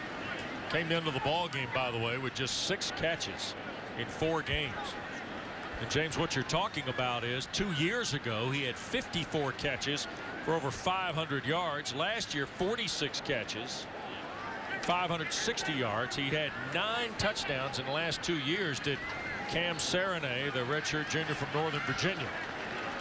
And good to see Josh Harris, a senior from Milton, Georgia, up and walking off. Gingerly, though, and you know, those chains, they would have achieved the first down yardage, so they would have moved the chains regardless. Here they're aided, though. They'll take the 15 as opposed to the 7 or so, whatever they needed. And you know, remember, in the first half they were struggling moving the football. All 3 of those field goals were aided. Those drives were aided to help them get down there by NC State penalties. 6 of them now 70 yards on the Wolfpack. You got a quick look at Alik Terry, junior from Hialeah. There he is at the pivot for the Deacs. 1st and 10 after the penalty out at the 31. Counter with Colburn, and a pickup of 2, maybe 3. Well, and even that's more like it. Give me 2, give me 3. You know, just the getting stuffed at the line of scrimmage there early in the first half can be a little bit scary for the offense. It doesn't open you up to a lot. Here's straight drop back now. Walford to throw. Serenay another catch. 1st down to the 42 in front of Fernandez, the linebacker. So now all of a sudden the big 6'3 Serenay coming up large for Wake Forest on this drive. Out of the 42-yard line. 14-point lead for State, but Wake on the opening drive of the half. Wolford steps out of traffic, throwing deep and tapped away by Jones. Another pass breakup for Josh Jones. Had one in the end zone, and then that one on a deep ball again for Serenay. It's almost like they pulled Serenay from witness protection here in the second half, James. And it's a good job by Jones to know, hey, I can go make a leap at this, and I can get the ball, not intercept it, but knock it down and not worry about the touchdown. Good job to judge it, go up and high point it. And it's a 2nd down and 10. Ball at the 42. Walford to throw, this time inside route, and Tabari Hines the catch near the 46 ahead of Dravius Wright.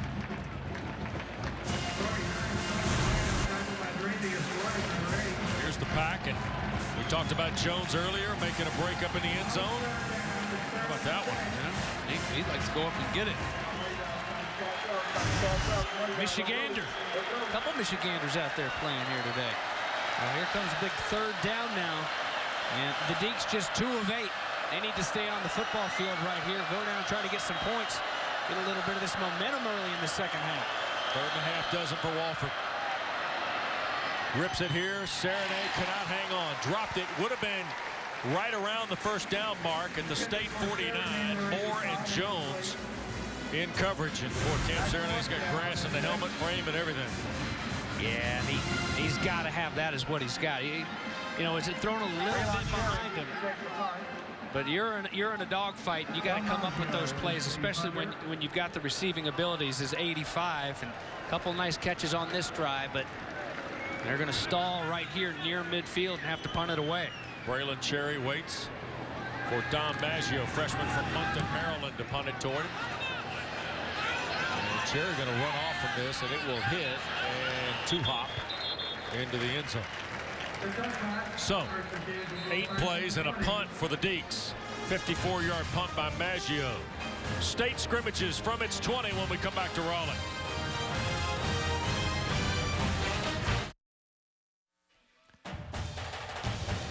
ACC football is brought to you by Works. Leaves are falling. It's work season.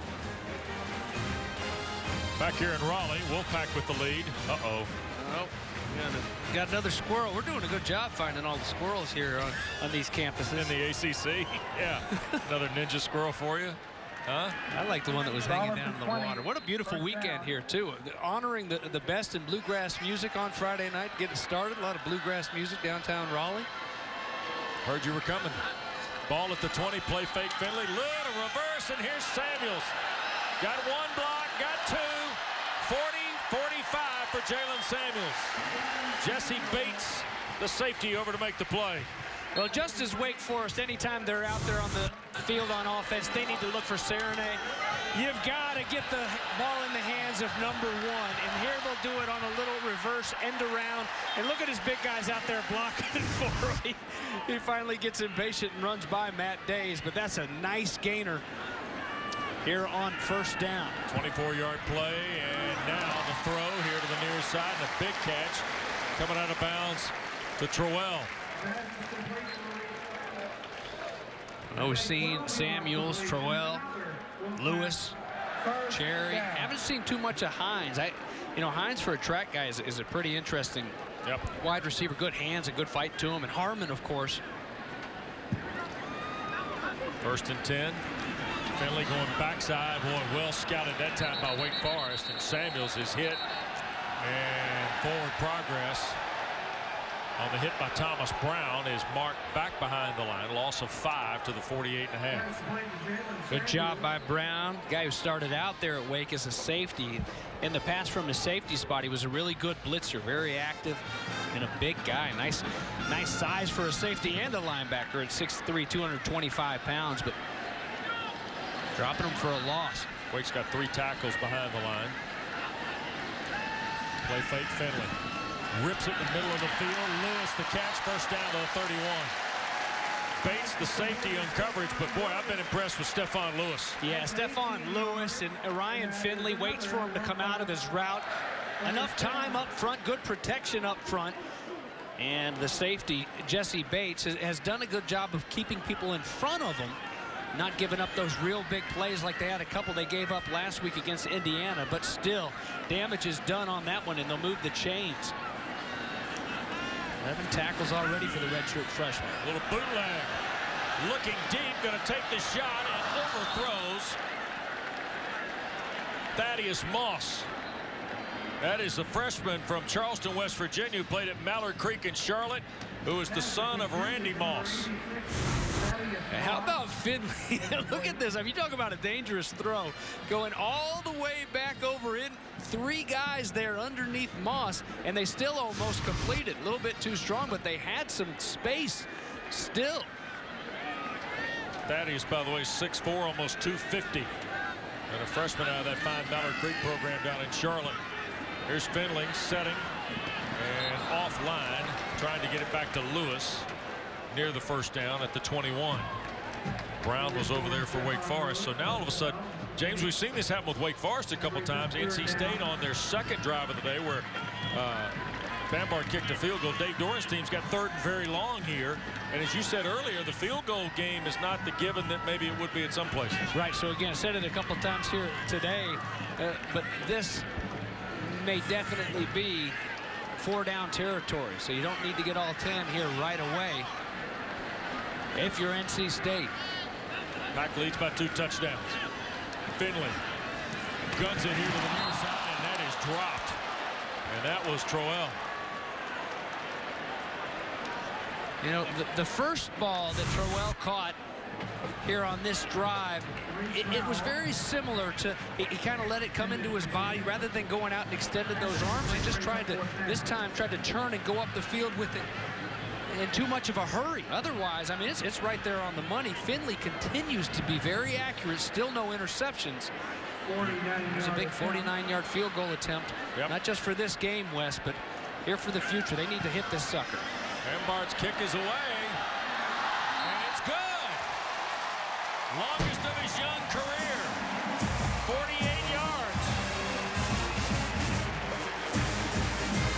Maybe it is the given that it is at other places. Good for you, Kyle Bambard, 48 yards. Back to Raleigh in a moment. Oh, yeah. James, next Saturday, they'll celebrate the 50th anniversary of what originally opened as Carter Stadium, and then Mr. A.E. Finley's name was added to the facility. They opened it here in 1966 on October the 8th. And next Saturday, it'll turn 50 years old when Notre Dame's here. Earl Edwards helped open this facility just off the North Carolina State Fairgrounds. Man, they had Beyonce here in the Storm last spring. Queen Bey?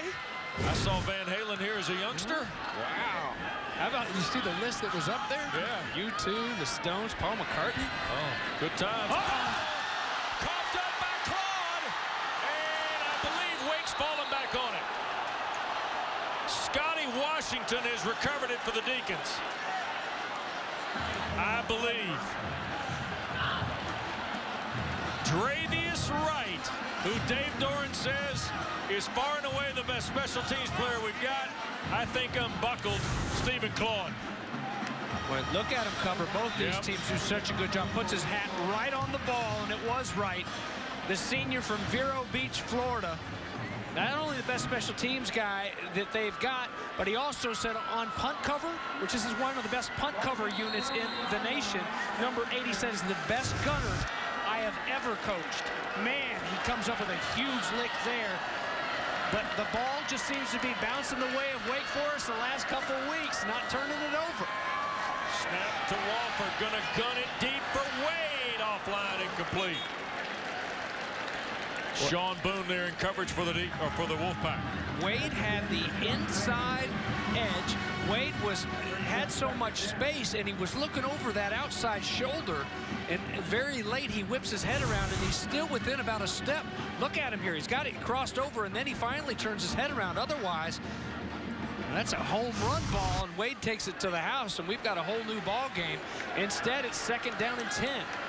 Cortez Lewis, who had a couple of big plays for Wake in the first half, toward the bottom of your screen here on 2nd and 10. Reed in the backfield. Play fake. Lawford. There's Lewis. First down for Wake Forest to the 26.5. Ahead of Boone. Jameson packing zone there. Defensively. And taking advantage of it. I mean, Cortez Lewis, he's a good-looking receiver. Scotty Washington as well. Some of these big bodies like Chuck Wade.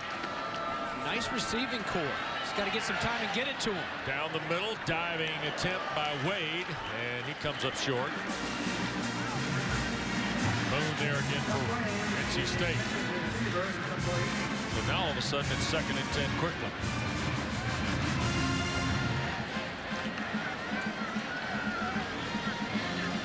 Wake guys sending in the signs looking like security. Double dipping.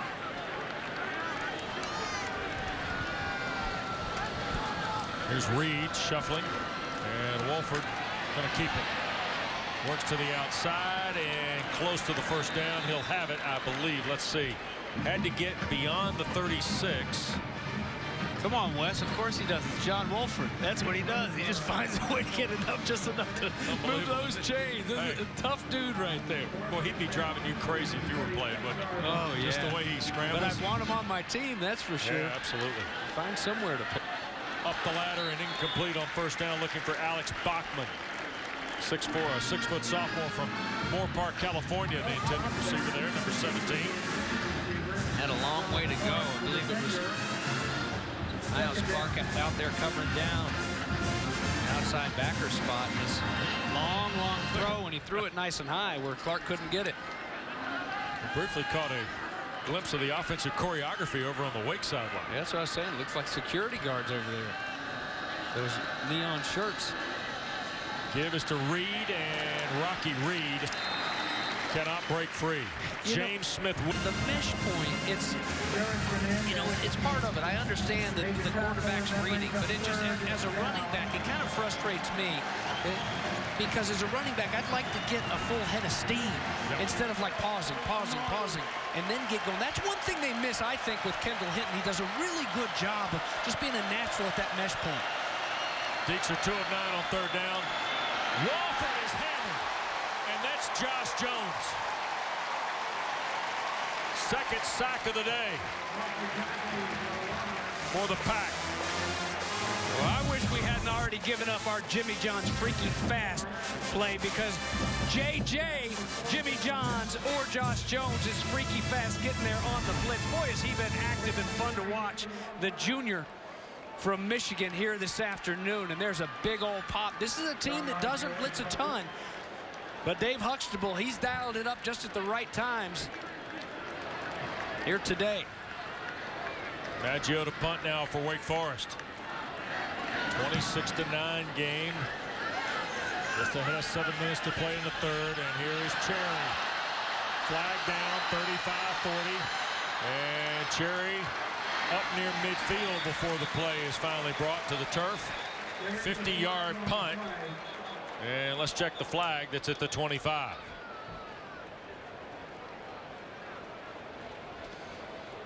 And it looks like a hold is going to be ticketed on NC State. During the return, holding, receiving team, number 12, 10-yard penalty, first down. We get a break. Timeout. 7:02 to go. We're in the third. NC State the lead in Raleigh when we come back.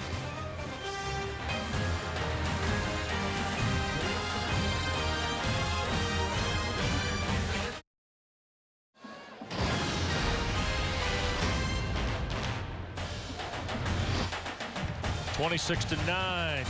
NC State the lead on Wake Forest. We welcome you back to ACC football. Week 5. And we're in Raleigh, Carter-Finley Stadium. Ryan Finley has got 229 yards and 2 scores. On 16 of 25 so far. Here on first down, tries to get it to Samuel. And boy, he got bottled up quick. Brown and Bates there around Jalen Samuels. Be a loss of 2. All eyes on number 1. That penalty ended up costing NC State 35 yards because Cherry got to midfield.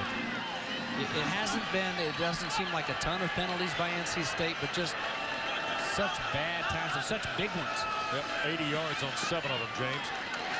Up the ladder, Finley delivers it to Samuels again. I mean, the versatility we talked about at the top, they lined him up everywhere, okay? But, James, he makes some athletic plays for a guy listed at 225 pounds on a 5'11 frame. Right. That's the important part. 5'11 here, but he can go up and get it. And he's just a playmaker. He'll figure out a way to get open. He got to get the ball in his hands, even when he is in traffic going up and trying to make a big, strong grab in the middle. Very tight end-like, even though his body isn't like it. State's 4 of 9 on 3rd down. This is 3rd and 4. Finley with time, and boy, that got deflected. Thomas Brown got a hand on it. And very quietly, the Wolfpack go 3 and out here. Well, the pressure's going to come here from the top of the screen. And not that it was anything that forced Finley to hurry, but it was just good coverage there by the secondary of Wake Forest, the linebackers. And the punt by Cole. Backs up Bates. Here's Jesse Bates. Boy, took a huge lick at the 30. And it was Riley Nicholson who blasted him a good one and slowed him down on a 45-yard punt by A.J. Cole. Between Cole and Maggio both, we've seen some good punting in this game. Here's Bates, who certainly knows what to do when he gets the ball in his hands. We saw that with his 55-yard interception return for a touchdown at Indiana last week in his homecoming. ACC Defensive Back of the Week. Earlier, he fair caught one, which kind of surprised me. He had plenty of space. And that time, he wasn't having it. He was going to try to make something happen. He almost made it even a little bit bigger, but he got popped. But still, decent field position. So many times, Wake has had to start deep in their own end. Tyler Bell is the running back for the first time today behind Walford, who hits Lewis on the far side for about 6 on first down.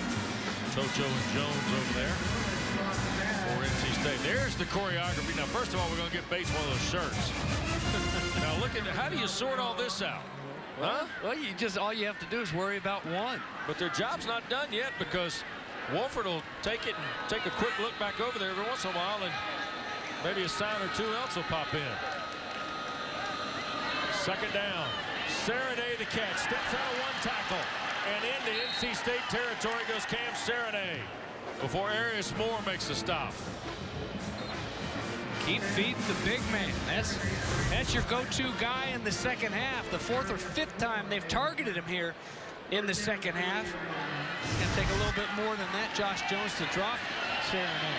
15-yard throw. Walford tried to get away, but could not from Bradley Chubb. 3rd sack of the day for the Wolfpack. Tackle by Bradley Chubb. Well, the pressure was there in a hurry. And look at Chubb refusing to give up. He spun underneath, and a great job by Chubb and the rest of the gang of coming under control. Not running upfield, just blindly. Coming under control, rolling back underneath, and a great job to grab that jersey and drop him for a loss. 2nd down after the sack. Wolford going to fire deep, looking for Tabari Hines, who makes the catch. And Dravius Wright trying to hang on as Hines works toward the 10.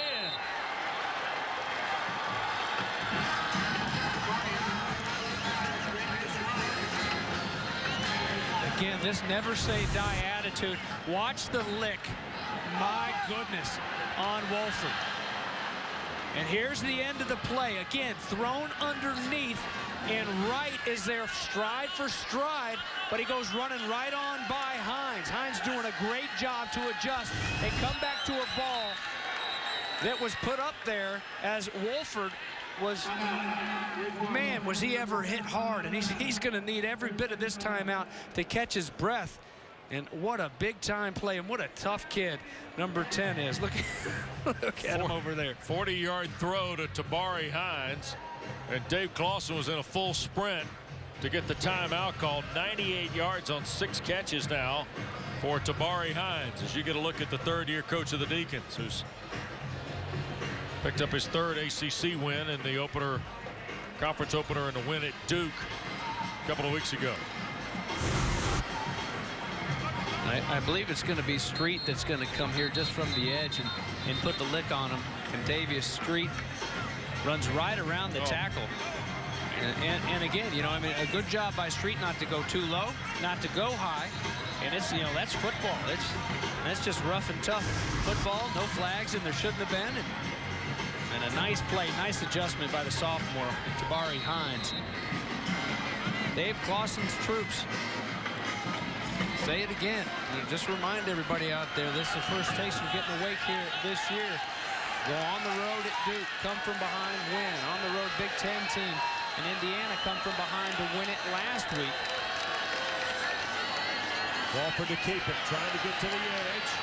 And pulled out of bounds by Jones. Man, Josh Jones has been everywhere for State defensively.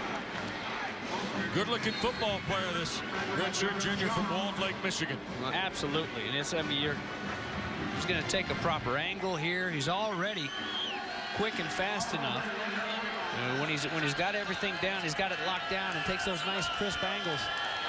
It's a tough guy to beat, and that's double digits for him tackle-wise. He's got 10. Pistol set with Colburn, and he'll get the carry. And not much. Maybe a step toward the 9. Darius Moore, B.J. Hill. Now Dave Clawson's team that has struggled on 3rd down today, 2 of 10, has themselves 3rd and practically goal. They can get a first down, probably at about the 1. That last field goal was a big one by Bambard. It makes it a 3-score game, so 2 minutes to change here in the 3rd. Wolford in trouble. Steps away from the fray, throws, caught. Touchdown, Tabari Hines. My goodness, John Wolford. He had a get-out-of-jail card or something, James, because the Wolfpack was all around him.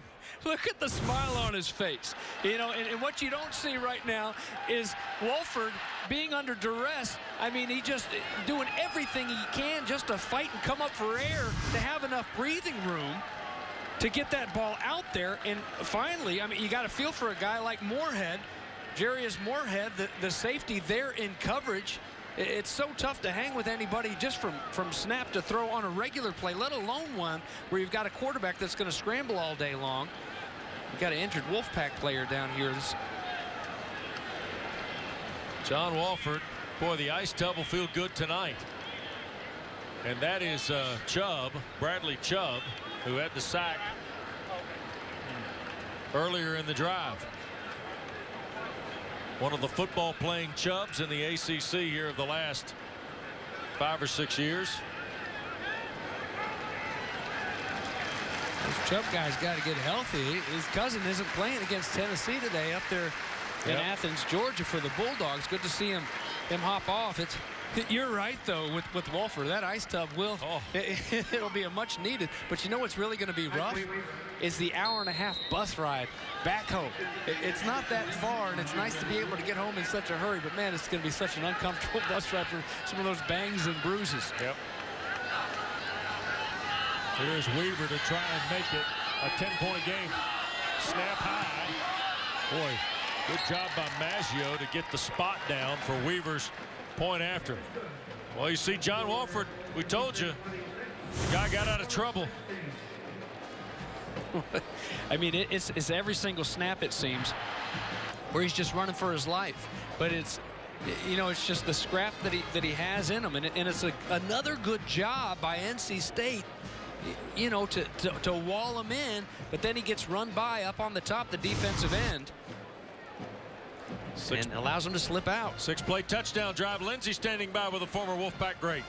That's right, Wes. I'm down here with Stephen Tulloch. Stephen, you've been in the league for 11 years, but I got to imagine your memories of these in-state rivalries have got to be pretty vivid still, right? Oh, definitely vivid. You know, I know during the offseason, you know, our main goal is to beat the, you know, in-state rival teams, and you know, a game like this, you know, obviously Wake Forest coming in town, we'll be amped up for it. And a lot of good memories, Your Wolfpack in a battle right now. What do you remember about these close games and battling through them? I remember a lot. I remember, you know, it obviously coming down to the fourth quarter with 0-0 on the scoreboard. You know, it's one of those games where you got to fight for 4 quarters, and you know, the best team wins. And our goal was to always win. So hopefully they pull it out today. Thanks so much. Appreciate it. Wes? All right, Stephen Tulloch of the Philadelphia Eagles. It's been a good part of his career in Detroit, but now he's with Doug Peterson's done an unbelievable job in Philadelphia. They're undefeated with Carson Wentz at quarterback. Here's the kick, and now Hines trying to step away and gets toward the 19. And that's where NC State will start. 19-yard return by Naheem Hines, and here's the Deacons' last attack.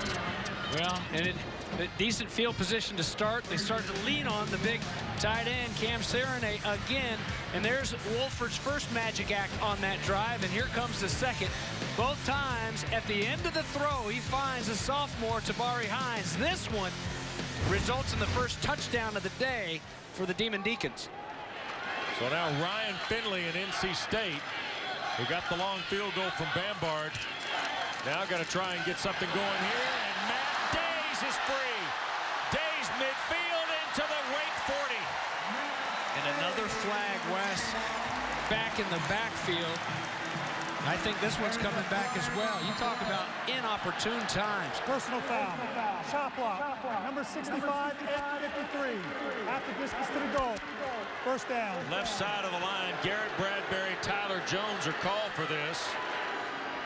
8th penalty of the day against NC State, and would push them to 95 yards. It's a high and a low when you've got two guys teamed up, and it's two guys that are engaged, and you did see where the one, well, it was on Willie Yarbury, and boom is what they're saying. There was still contact here from the guard when the tackle cut him, and Tyler Jones. It's very boom. That's a tough one to call. Yep. You can tell Dave Doran is not happy about that one. Play fake Finley. And the catch made on the backside. And pulling it down is Gavin Locklear, redshirt junior from Apex High School, former Cougar. That's your school, isn't it? Yep. Yeah. Former walk-on in the Wolfpack program. Locklear had a catch against Old Dominion here a couple of weeks ago. Now they swap the Quay Nichols into the backfield here. 2nd down and 9 after the throw there.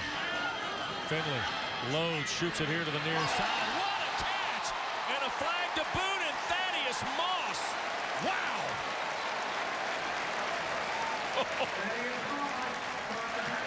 What a catch! What a catch! What a throw! Look at him. Look at the concentration. You mentioned it earlier. His dad is Randy Moss.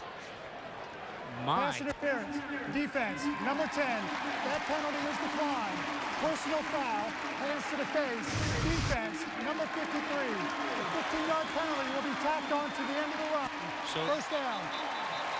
So Henderson was there early. That one's declined. It didn't matter anyway because it was such a great catch by Moss. But the personal foul will count, and that's on Ejiofor, Wes.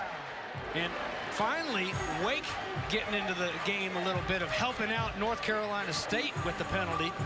And that's a big hitter after the nice completion. What an incredible catch. Great concentration by Moss.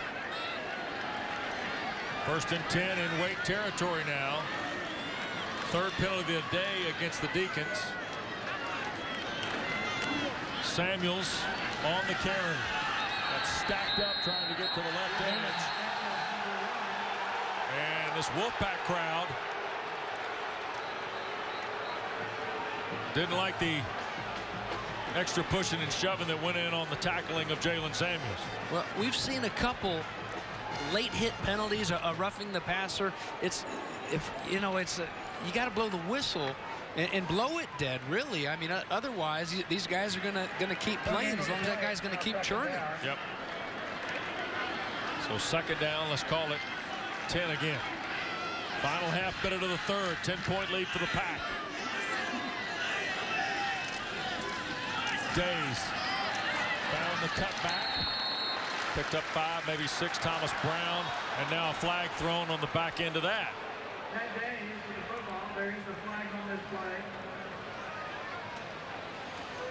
Dwayne Heights' crew has been busy.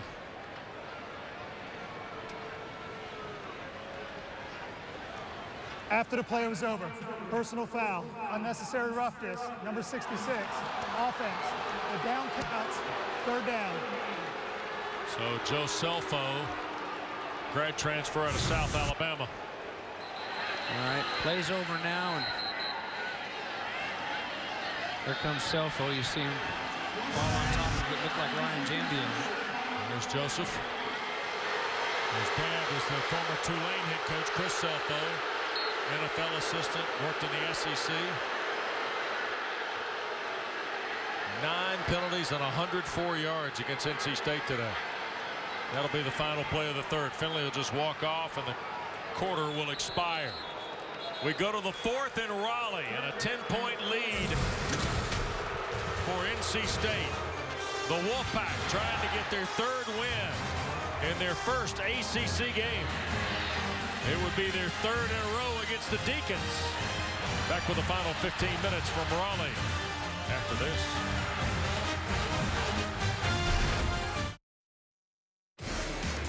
Well, congratulations to John Ellen from Durham. He's our Week 3 winner of the Honda Generator Tailgate Contest. Enter now at foxsports.com/Honda for your chance to win. I don't know if John's at that tailgate over there, but congratulations to Mr. Ellen.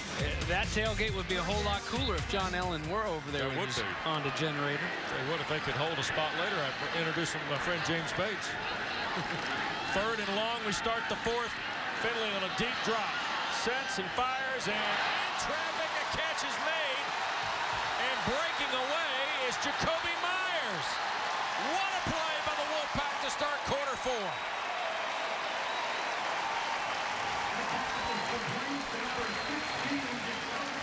All the time Finley needs, and he fires it here right in the middle of traffic. And look at Myers going up in the middle of it all. And my goodness, Never what a touched. job. Great presence of mind. Put that left paw down. The knee doesn't hit.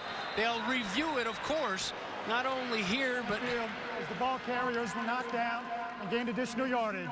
Previous play is under review. yeah, you see the offensive linemen, they're throwing their hands up, you know, because here you got them on their heels. It'd be nice to be able to go attack them, but, you know, it's just the way it is. They're reviewing it all, make sure it's the right call, and it absolutely is the right call. Look, you can see the space even from that angle. Now, here's the one that sells it. how about his elbow, though? Does it?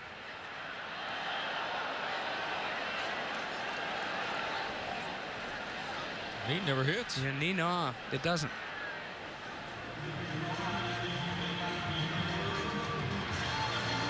Well, wow.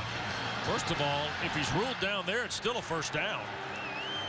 You know? On 3rd down and 15. Wake Forest to start this fourth quarter. You got to think they think they're going to get off the field. You talk about a dagger. I mean, that's such a punch to the gut for this defense.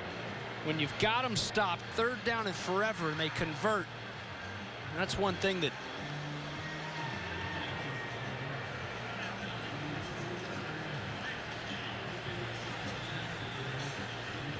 coming out of that break, they knew exactly what they wanted to get. And most importantly, the top of the play, don't let it get lost. It's just good protection up there. You know, Wake unable to put the pressure there on Finley, and to give a quarterback, give him. Well, the elbow is down. He's not. in terms of the knee. But the longer this goes, the more I think the play is going to be reversed. They'll set time and space and continuum, as I like to refer to it every once in a while. Yeah, but the hand down is okay, but it's the elbow where it's the knee's not down, the hip's not down. After review, after catching the ball, the receiver's forearm was down at the 35-yard line. The first down. Please reset the game clock to 14 minutes and 54 seconds. 14:54. Like you said, Wes, 14 yards. Yeah, and most importantly, it will result. And there's another look at it. Boom, but still, to go look at all those bodies, the white shirts right around them that the dart was thrown into, and Myers trying to pop up and go get 6 points out of it. But the chains move, most importantly, they're early in the fourth quarter. Finley now 285 yards on 21 of 31. Days. Flag thrown, slipped the corner. And a pickup of about 8. Thomas Brown the stop, and this is thrown in the neighborhood of a hold. And if it is, it'll be the 10th penalty on NC State here in this game. About 115 yards Personal worth. foul. Shot block. Number 65 and 53 of the Second offense. time 10-yard penalty. Jones and First Bradbury down. have been tagged.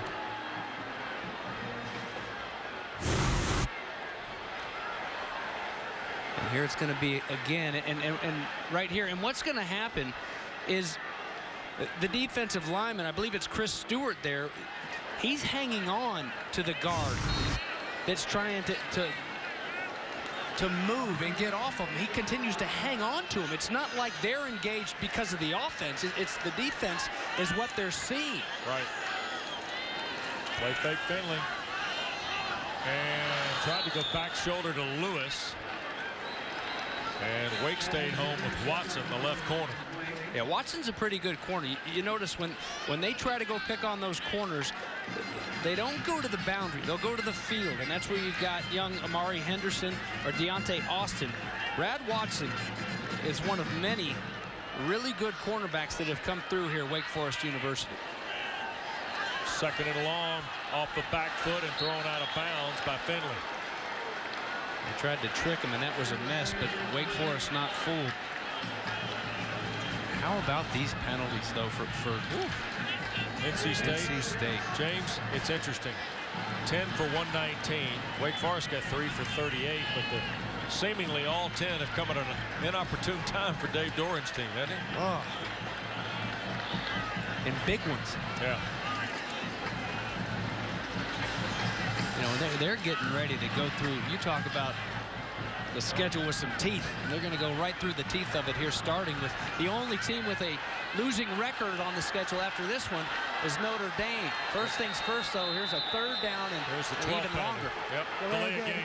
Offense, 5-yard penalty. Against our 11th penalty of the day. Against the Pack.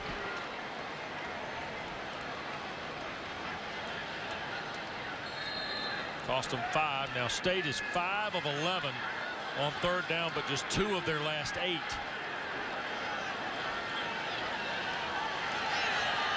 Myers is coming to the ball game, one of the receivers. Wake rushes 3. Finley takes the shot for Lewis, or Cherry, the intended receiver, and banged out of bounds. Amari Henderson over there playing the corner for Wake Forest.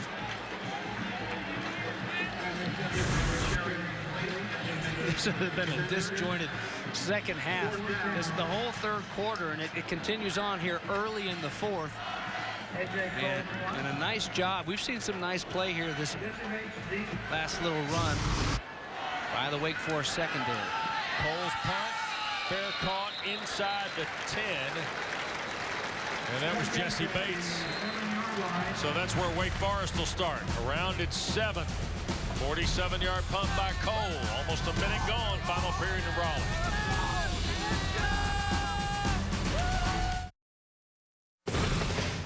You know, and I think the best thing we did is the first day the schedule came out, we had a team meeting and talked about, you know, where your mind needs to be when you train, because we're the only team playing 6 top 25 teams in the ACC, you know. So if you're going to train to beat these teams we need to train today, and that started back, when the schedule came out. Well, the Quicken Loans schedule for the Wolfpack, James, backs up what you were talking about a moment ago. My goodness. 10-point lead, almost a minute gone in the fourth, and Walford and the Deeks going to work, and incomplete for Bachman. Tocho on coverage for NC State. Notre Dame here next Saturday, and you see the Atlantic Division of the ACC. Florida State, by the way, down a touchdown at home to Carolina, playing in the fourth. Boston College, a nice win today. Yep. Going about it, it seems a little bit differently.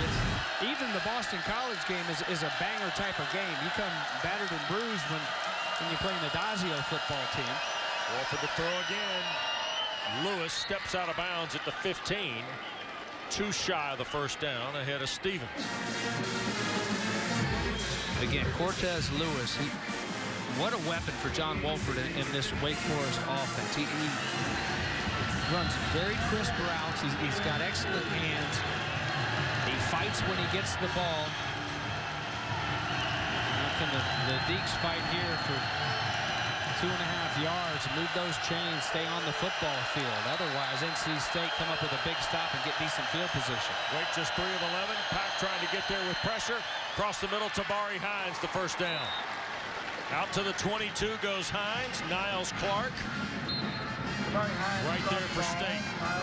Good job by Hines, running that route right at the sticks. Niles Clark, the graduate. And know where they're trying to get. Serenade on first down, breaks free.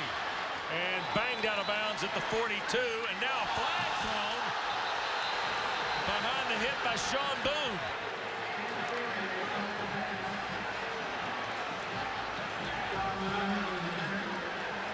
And Dwayne Height. Personal foul, targeting, defense. 15 first down. Previous play is under review. So Dave Doran, I think, is trying to talk to his defense. Sean Boone on the hit on Serenade.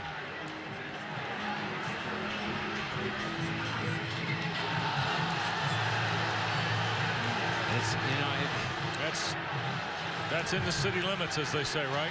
Yeah, I mean it's a helmet to helmet. It's unfortunate, I mean, but that's the rule. It's a helmet to helmet hit. It's tough. Trying to tackle a guy in open field, trying to light him up, and 12th penalty on NC State.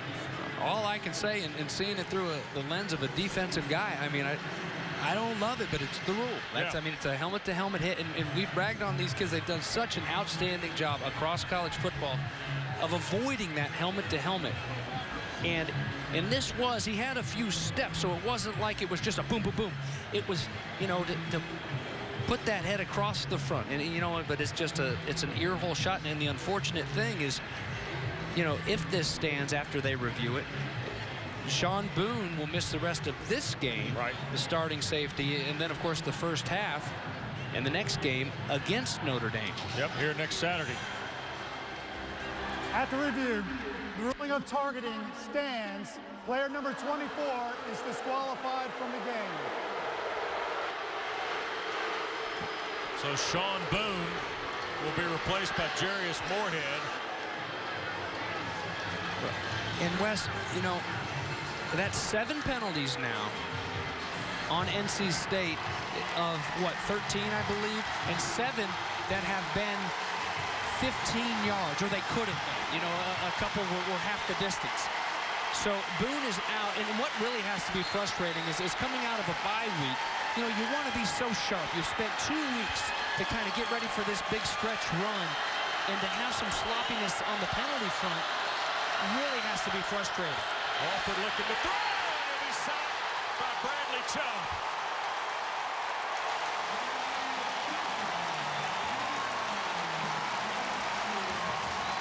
James, they may not blitz much, but when they do, goodness. My goodness. Look at Chubb. Look at the determination. He's not going to be denied. He comes inside of Serenay, who's done a fantastic job of catching it, but not so much blocking it right there, and plants Wolford right into the turf at midfield. Loss of 9. Crowd roaring at Wolford. Chubb got there again, and he finds Tabari Hines sliding toward the NC State 40-yard line. So it'll still be 3rd down and about 7 for the Deacons.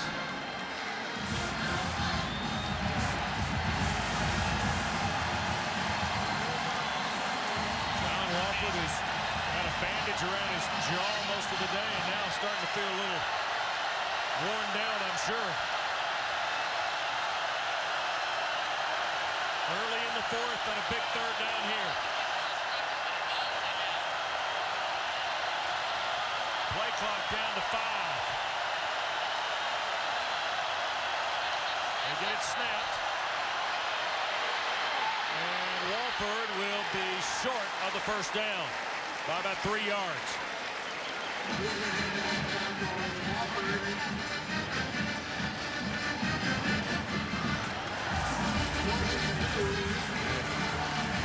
He's staying in there right now on 4th and short. Here's a couple plays back, and it looked like he was holding that right arm gingerly. He's, gets it in between all those bodies. Here we go. They're out there on 4th down and short, West. 4th down and 3 now. And showing blitz from the edge is Josh Jones. Tyler Bell's the running back. Wolford to throw. Pressure coming. Bachman the catch. He's short of the 1st down. Mike Stevens, who they've challenged a lot today in the Wake pass game, rallied to make the hit on Alex Bachman shy of the 1st down stick. We were bragging on Tabari Hines earlier, running that route at the sticks, and Bachman coming up just a little bit short, and a good job by Mike Stevens to secure it and to throw him down. Here he's going to come right down the line that he needs is that 38, but he cuts it off at about the 35. There is a flag down. Delay a game. Sideline interference. Offense. 5. It'll be 1st and 10. He pointed at NC State, though. It was. Well, they had a sideline warning earlier in the 2nd half against the Wolfpack. And that technically is the 13th penalty of the day against Dave Doran's team. A lot of these are unforced errors, James. That's got to be very frustrating for the 4th-year coach of the Pack. Well, it has to feel good, though. That defense of Dave Huxtable's, they lost their buddy Sean Boone, and they lit it up on the very next play. Bradley Chubb with a nice sack, and then they get off the field. Now can you move it like you were in the 1st quarter here, offensive NC State? Straight ahead, that's Days. Chris Stewart, the big defensive tackle from Mississippi, redshirt sophomore, 96, wraps him up. So the clock starts moving. Eli Drinkwitz, 1st-year OC of the Pack, started off this game like a house of fire for NC State. They had touchdowns in 3 of their first 4 possessions and kicked the field goal, the one they didn't score a touchdown. But here as of late, just 1 field goal, James, in their last 6 possessions. They're fine, just letting this clock just chip away. Days finding the cutback. Matt Days, 1st down. Out to the 46. Goes to senior Days. Gain of 14. Just good vision by Days. Look at him try to stretch it. The hole opens up, backside, and boom. Puts his foot in the ground, and he's gone. And these great running backs, they've got great vision, and they're able to see everything that's happening in front of them. And a lot of times you can run that defense past, and you try to stretch it like that, and that hole always seems to open up back door when the back has the vision. Number 18. Finley trying to help him with a block. And Days to the Deacon 25. 9-yard run. Watch Big Finley getting out there and getting involved. Just enough in the mix there of Brad Watson. Helped by Days about 10 more yards or so. Looks like they drew it up back on the Snake River in Boise, Idaho, huh? Days now over 100 yards with a touchdown on 18 carries. Busted play. Days went right, Finley went left, and Jabari Williams tackles Finley as he gets back to the line of scrimmage. Time for our works carrying the load. Oh, Ryan Finley's been impressive today, James. Well, coming in, he had the best completion percentage in the NCAA. No exception. I mean, you've seen some of those throws early on. It shows you just how good he is at throwing the football. 21 of 34 at this point, 285 yards in those 2 touchdowns. Toss into the boundary for Days, who slipped down. Looked like he was going to step on the 21 and cut it back, and ends up being a gain of 4, so it's 3rd and 6. Well, State's taking some time off this clock too now. They've run the play clock down just about every snap. Well, as they should have staffed it. They realize it gets frustrating sometimes. You watch some of these teams and they have a situation like this where they can really chew up about 5 or 6 minutes on the clock. Hoping to make this a 3-score game, but at the very least, make it a 13-point game. Pressure coming. Nice throw. Finley, middle of the field. And that'll be a 1st down inside the 15. Maurice Terrell.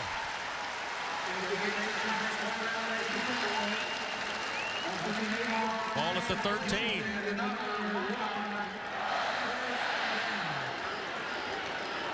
They'll take Samuels out of the ball game here on 1st and 10.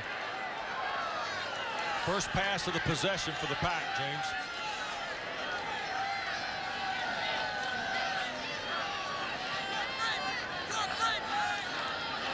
Finley checking it off again. Last time he stepped up and changed the play, he was calling his own number, and it certainly worked. Days bangs away. Down to about the 7th. Markel Lee the hit. Plays with a tremendous amount of poise, does the signal call. Ryan Finley. He really does. He's here you see the rest of the crew sending in the plays. You know, a lot of times in this situation here throughout this season, you know, Jalen McClendon, they throw him in there. It's tough, though, when you're in a rhythm finally. Yeah. When you're in a groove to want to change something up. It's so hard to get this rhythm back in the 2nd half. That's Moss in motion. Days tries to hit that cutback, and the Deacons are right there with Lee. Yeah, Lee and Ejiofor staying home that time. They learned their lesson. Boy, Matt Days has been the workhorse in this possession. And now a timeout taken as the Deacons been shaken up on the play. Matt Days, another 100-yard game today. Came into the ball game, James, with better than 2,000 yards of rushing. 27 rushing scores, 6 touchdown catches in his Wolfpack career. We get a break here in Raleigh. Back after this.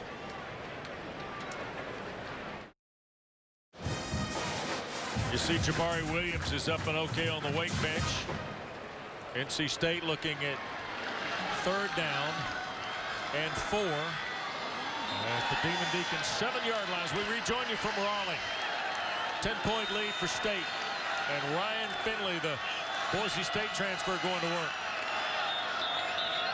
And now a flag, and well, no flag. Please reset the play clock for 40 seconds. The game clock will start on my signal.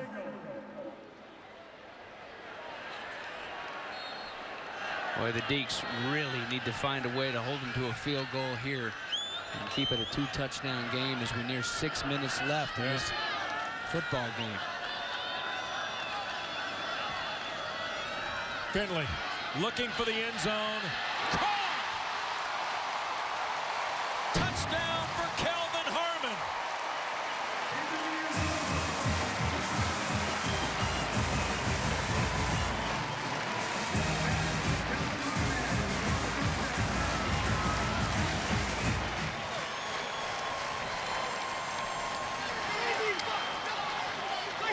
He didn't have any when the day began, James. He's got 2 today. Oh, and how nice was that one? You couldn't ask for better coverage. Amari Henderson right there on him like a blanket. And Ryan Finley has done a fine job today of putting that ball up there just for his guys. No question about it. Extra point is good, and that's a huge 7 here with under 6 to play. Here's another look at it. The protection is there. Drops it into the corner and going up strong. The freshman from New Jersey.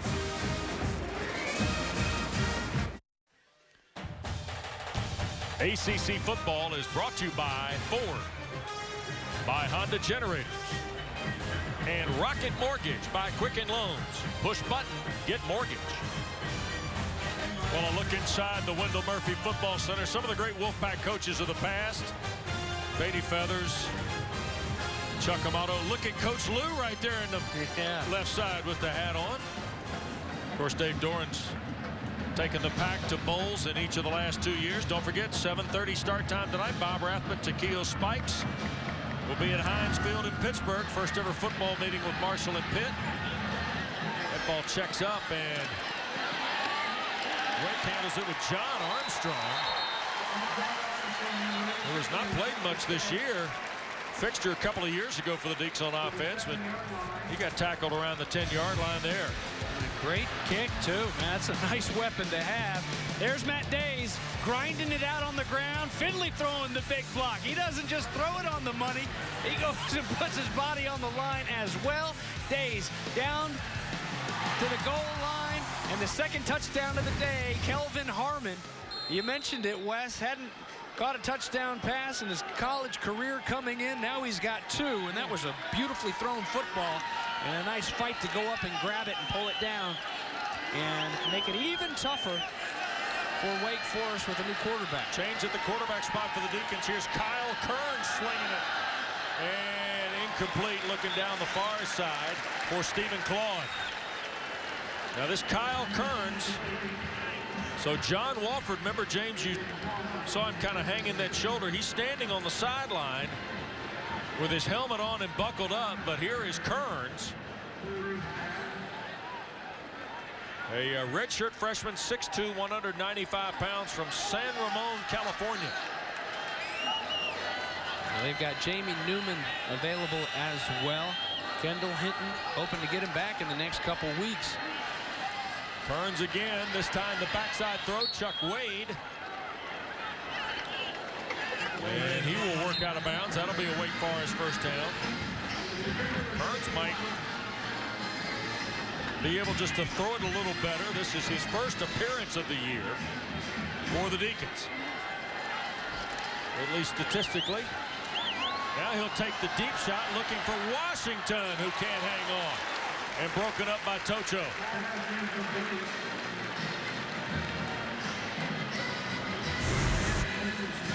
Almost comes back and gets this, and Tocho almost runs by it. Does a good job of just raking it away, going after those wrists, rake through the wrists, and make sure you disrupt it and make it an incomplete ball. But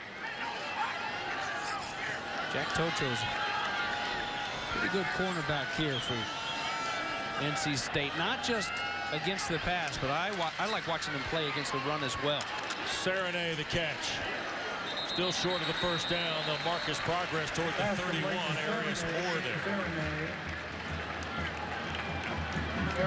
So John Walford stays on that sideline, and this one belongs to Kyle Kearns. He threw for 70 career touchdown passes and 6,300 yards in his high school career in California. And that one is offline, and now it's fourth down, but Cam Serenay's come alive in the second half. Absolutely. We called for it. Boom, they answered. Wolford found his big man, as he should. Nice big target who had 5 catches here so far for 52 yards. 6'3", 250-pounder, the junior, and they're out to punt. You know, I mean,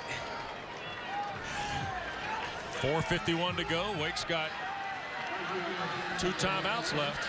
Down 17 points.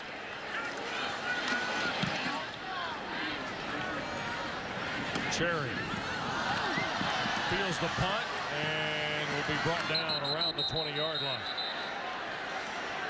Is that 25? Is that Watson? Yeah. Wes, Brad Watson, number 25. My goodness, the senior. He's going to have a chance to play on Sundays, and not just because he's a good corner, but because special teams play like that.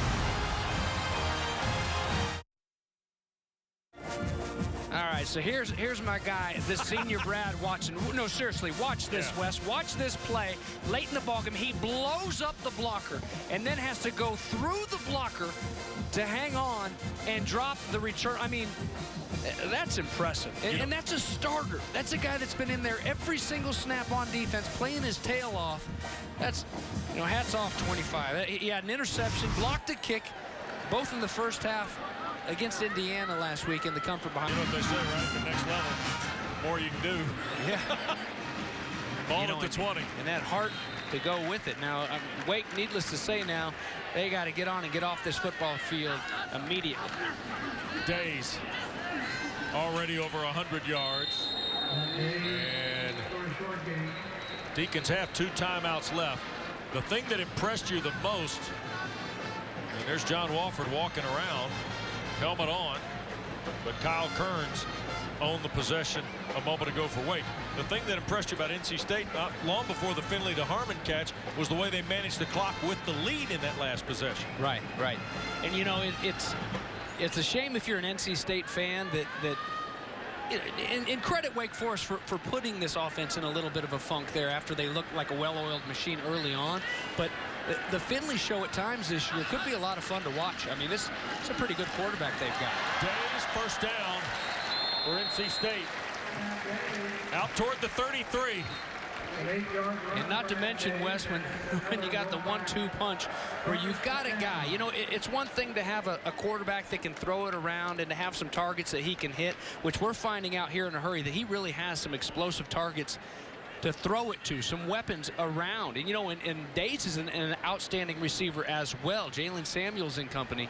But when you can complement it and you can have some balance in your offensive attack with a guy like Matt Days, and you can kind of keep a defense on their heels as opposed to kind of the muck that they got mired in here in the middle of this football game, it really could be dangerous for a lot of these teams, even though they've got some real tough ones coming up. DeQuay Nichols, nearly a 200-pound junior from down at Rockingham, North Carolina. DeQuay Nichols carried the ball for gets a yard. Officials timeout, injury. And Markel Lee going to come off. Well, we need our Honda generator power play. Josh Jones. Josh Jones, he's broken up several passes. He's pressured the quarterback, a good blitzer. He's had sacks, doing it on special teams as well. His tackles are in double digits. They have to be getting up near 15-12. Thank you, Angie. And 2 passes broken up. I mean, he's doing it here today. You got guys, it was Jesse Bates who had all the big numbers for Wake Forest last week. These safeties that can come down and do a lot of things and help out on special teams as well are so valuable. Look at Nichols trying to find the cutback, and he'll be out to the 43 for a first down. And NC State gets a fresh set of downs as we move toward 2 minutes to play. First down. Well, Wake Forest came in here, 5th time in history that they had started 4-0.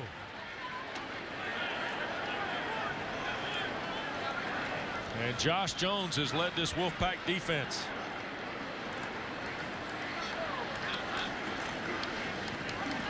And here is Nichols. Again, DeQuay Nichols carry. Got a couple of yards, and clock will continue to move toward 90 seconds. Wake Forest will be part of our doubleheader, James. Next week, you and I will be over in Durham at Brooksfield at Wade Stadium to see Army West Point. Jeff Monken and the Black Knights of the Hudson will be there to meet the Blue Devils of Duke, who lost to Virginia today. And then next Saturday night, Syracuse. You talk about tempo. How about Eric Dungy and John Wofford talk about 2 tough cats at quarterback, right? It's NASCAR. I know what you're talking about. NASCAR offense around here. Here is Nichols. Or beg your pardon, that's Johnny Frazier. Johnny Frazier's a redshirt freshman. Dave Dorn said, everybody wants to ask me about Johnny Frazier. He hadn't played that much. Gain insufficient for. You're going to have to talk about him now. Carry the football. Yep. First down. Had 26 yards on 7 carries and a touchdown in the opener against William and Mary. And Dave Doran's on the way to getting win number 21 here today.